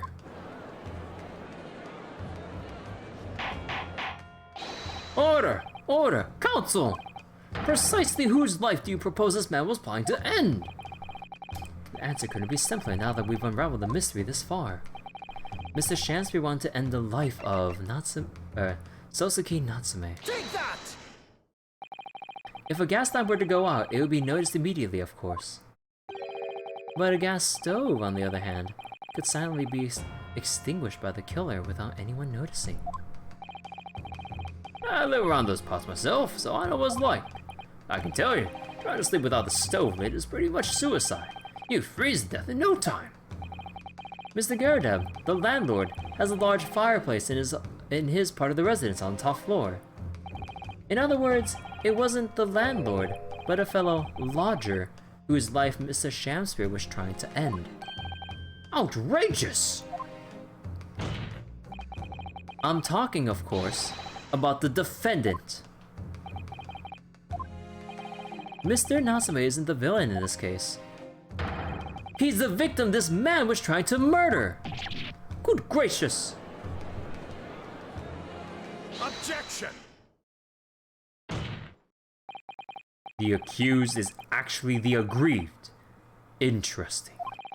However, the fundamental facts of the case remain unchanged. Namely, that the accused is the aggressor here. What? How can you still claim that? Let us indulge your fantasies for a moment and assume there was indeed poison on the mouth of the gas pipe. The question that then arises is who put it there? Who did put it there? The only logical conclusion is that the person responsible was aware of this man's trickery with the gas supply and his intent to kill. Oh yes, that would indeed seem logical. If the assailant were unaware, how would he or she have known to lace the end of the gas pipe with poison? So now we must ask, how could anyone have known of Mr. Shamspeare's murderous designs? It was Meter Man! I don't know. Ah, you mean to suggest? Naturally, the sole possible answer to that question couldn't be more obvious. Only the man whose life was being threatened could have possibly known. Actually, wait. Didn't Meter Man say that he was looking through...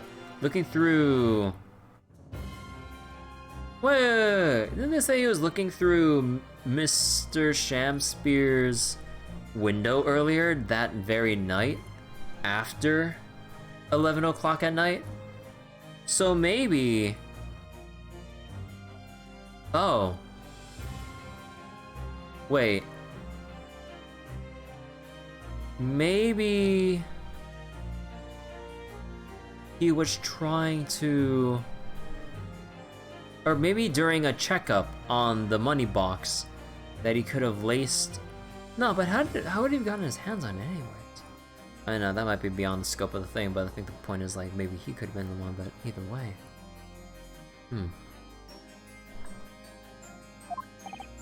What?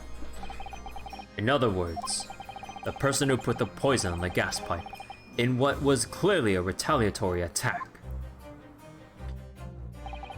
can only have been the accused, Mr. Sosuke Natsume.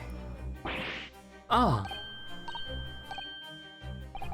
Whatever Mr. William Shamspeare may or may not have contrived to do, he was nevertheless the victim of a potentially lethal poison attack. The only other person who could possibly have perpetrated that attack is the accused, Mr. Natsume.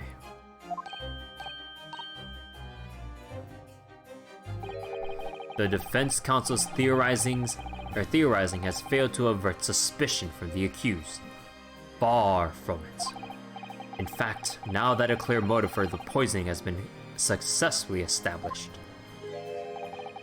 that suspicion is greater than ever. Would you not agree, my Nipponese friend? Ah.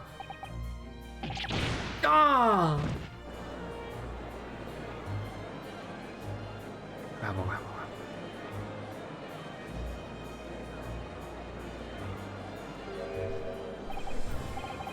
How did he manage to turn that around on me so rapidly?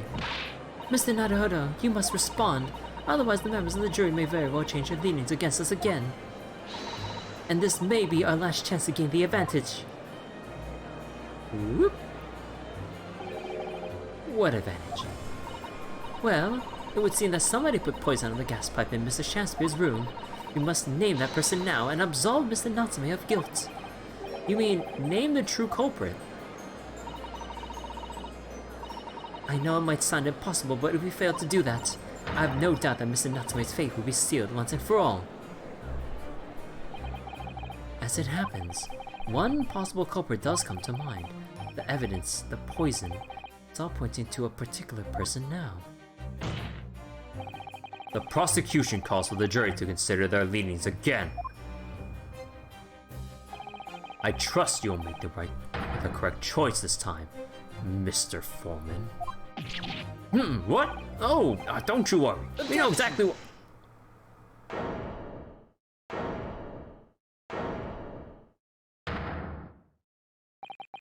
There is one other person who I believe could have been involved in all this. The true culprit of this crime. Oh, you have got to be kidding me.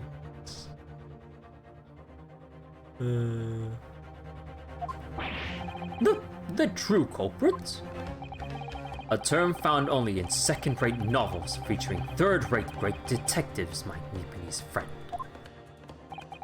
But why not? This farce has gone on for so long already. I see no reason to cut it short before its disappointing climax. Thank you. Tell us, my learned Nipponese friend, what is your latest theory? Who is the so-called true culprit of this crime? It's Olive Green. No, I was kidding. So, okay. So the only other person who could have put poison on the pipe would have to know the secret. The secret of blowing too hard into a gas pipe. A company secret. None other than Adron B. Metterman.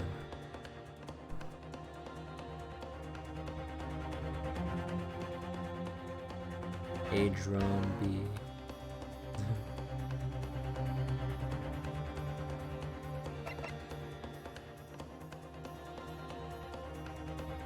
Huh. So Duncan, who went to those same lodgings, died as well.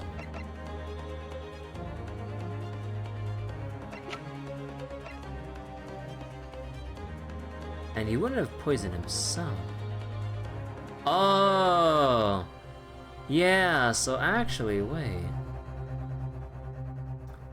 Maybe William Shakespeare and Meterman were in cahoots with each other, but maybe they both knew about Selden's treasure in his room, if it was there. But telling Shakespeare about it to do the deed,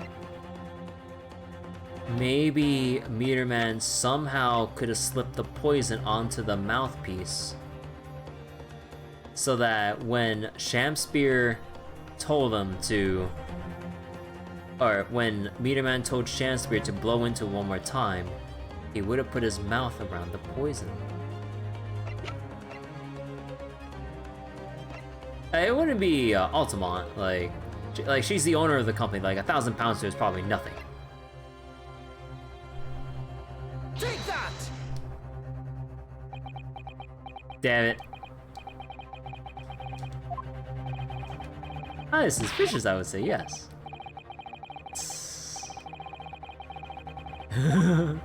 Okay, my theory got shot down. Okay.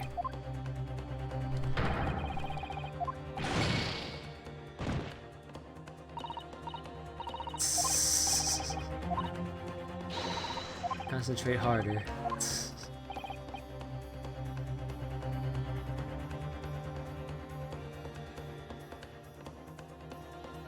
But then that would leave. I mean, I kind of considered this, but I didn't want to do this.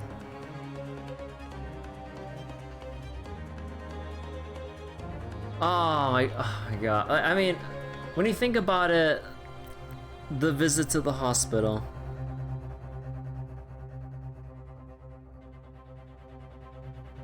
No, but then. Oh, no. It wasn't. No, Meteor Man ended up seeing Olive Green past 11 at night. Because remember the vague description, he couldn't see well, and he saw what looked to be a hunched over man or some kind of round figure or something like that.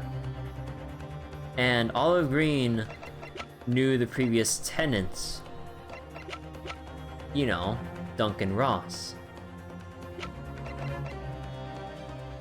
And she was about to take a suspicious kind of poison.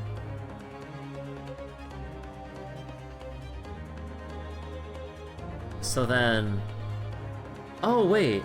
Didn't Sholmes or someone make note of some kind of foul smell upon entering the hospital room?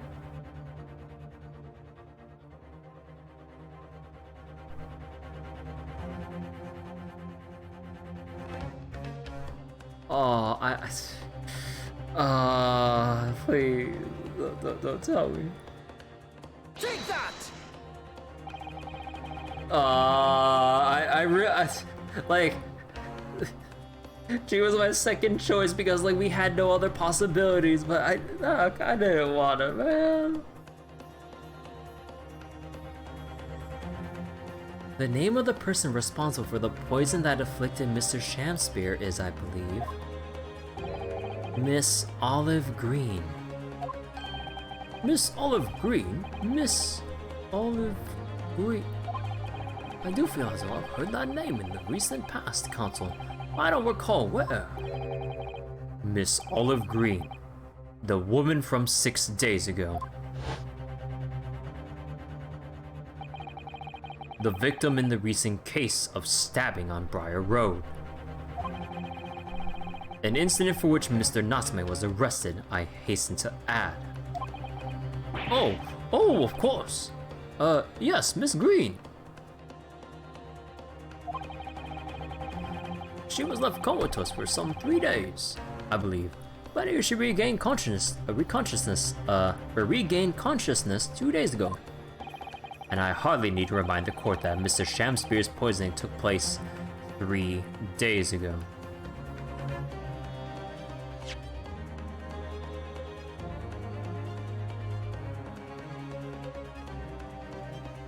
Regained comatose for 3 days and regained consciousness 2 days ago. Poisoning took place 3 days ago. Given that the woman was lying comatose in a hospital bed at the time, she appears to have a rather fine alibi. The letter! The letter! True. On the night the incident occurred, Miss Green was in hospital, unconscious. So on the face of it, it would seem that she couldn't possibly be responsible, but still. My colleagues and I visited Miss Green in the hospital yesterday, and we found her to be in possession of a bottle of poison. Good gracious, she had poison? And there is another fact that links Miss Green to this case as well. The defense requests that she be brought to the witness stand in order to explain the details to the court. Tell me, Mr. Shakespeare. Ah! My lord, pray, what be thy bidding? Are you acquainted with Miss Green? Eh? Oh, no, never heard of her. By the look on Mr. Shakespeare's face, I think perhaps he generally doesn't know her. At least, not by name. As the voice of Her Majesty's prosecution here, I adhere to my word. We will see my learned Nipponese friends farce through to its conclusion. I appreciate that. The prosecution requests a short recess, my lord, in order to subpoena the witness and bring her here. Oh yes, Miss Olive Green. Indeed, my lord. 1 hour should be sufficient. Very well, I grant the request. Excellent. I hope. The defense has made a most extraordinary accusation, I must say. But at the present time, I fear the prosecution's argument remains largely uncontested. Accordingly, I'm afraid the defendant and his culpability remain the sole subject of this court's attention. Thank you, counsels. We reconvene in 1 hour. Court is adjourned. Bruh. To be continued. Oh my god, how long is it gonna go on for?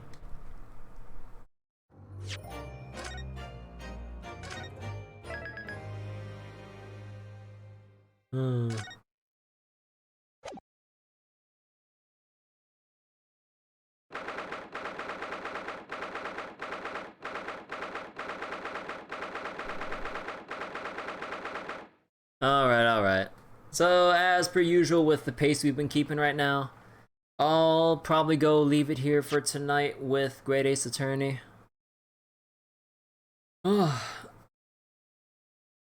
Because I assume this finale is going to take a little while. Gonna take a little while. The whole thing with Miss Green, the true mystery behind this case, and all that stuff. But yeah, that will be for another time, because otherwise we'd be here until like 3 in the morning. So, thanks for watching.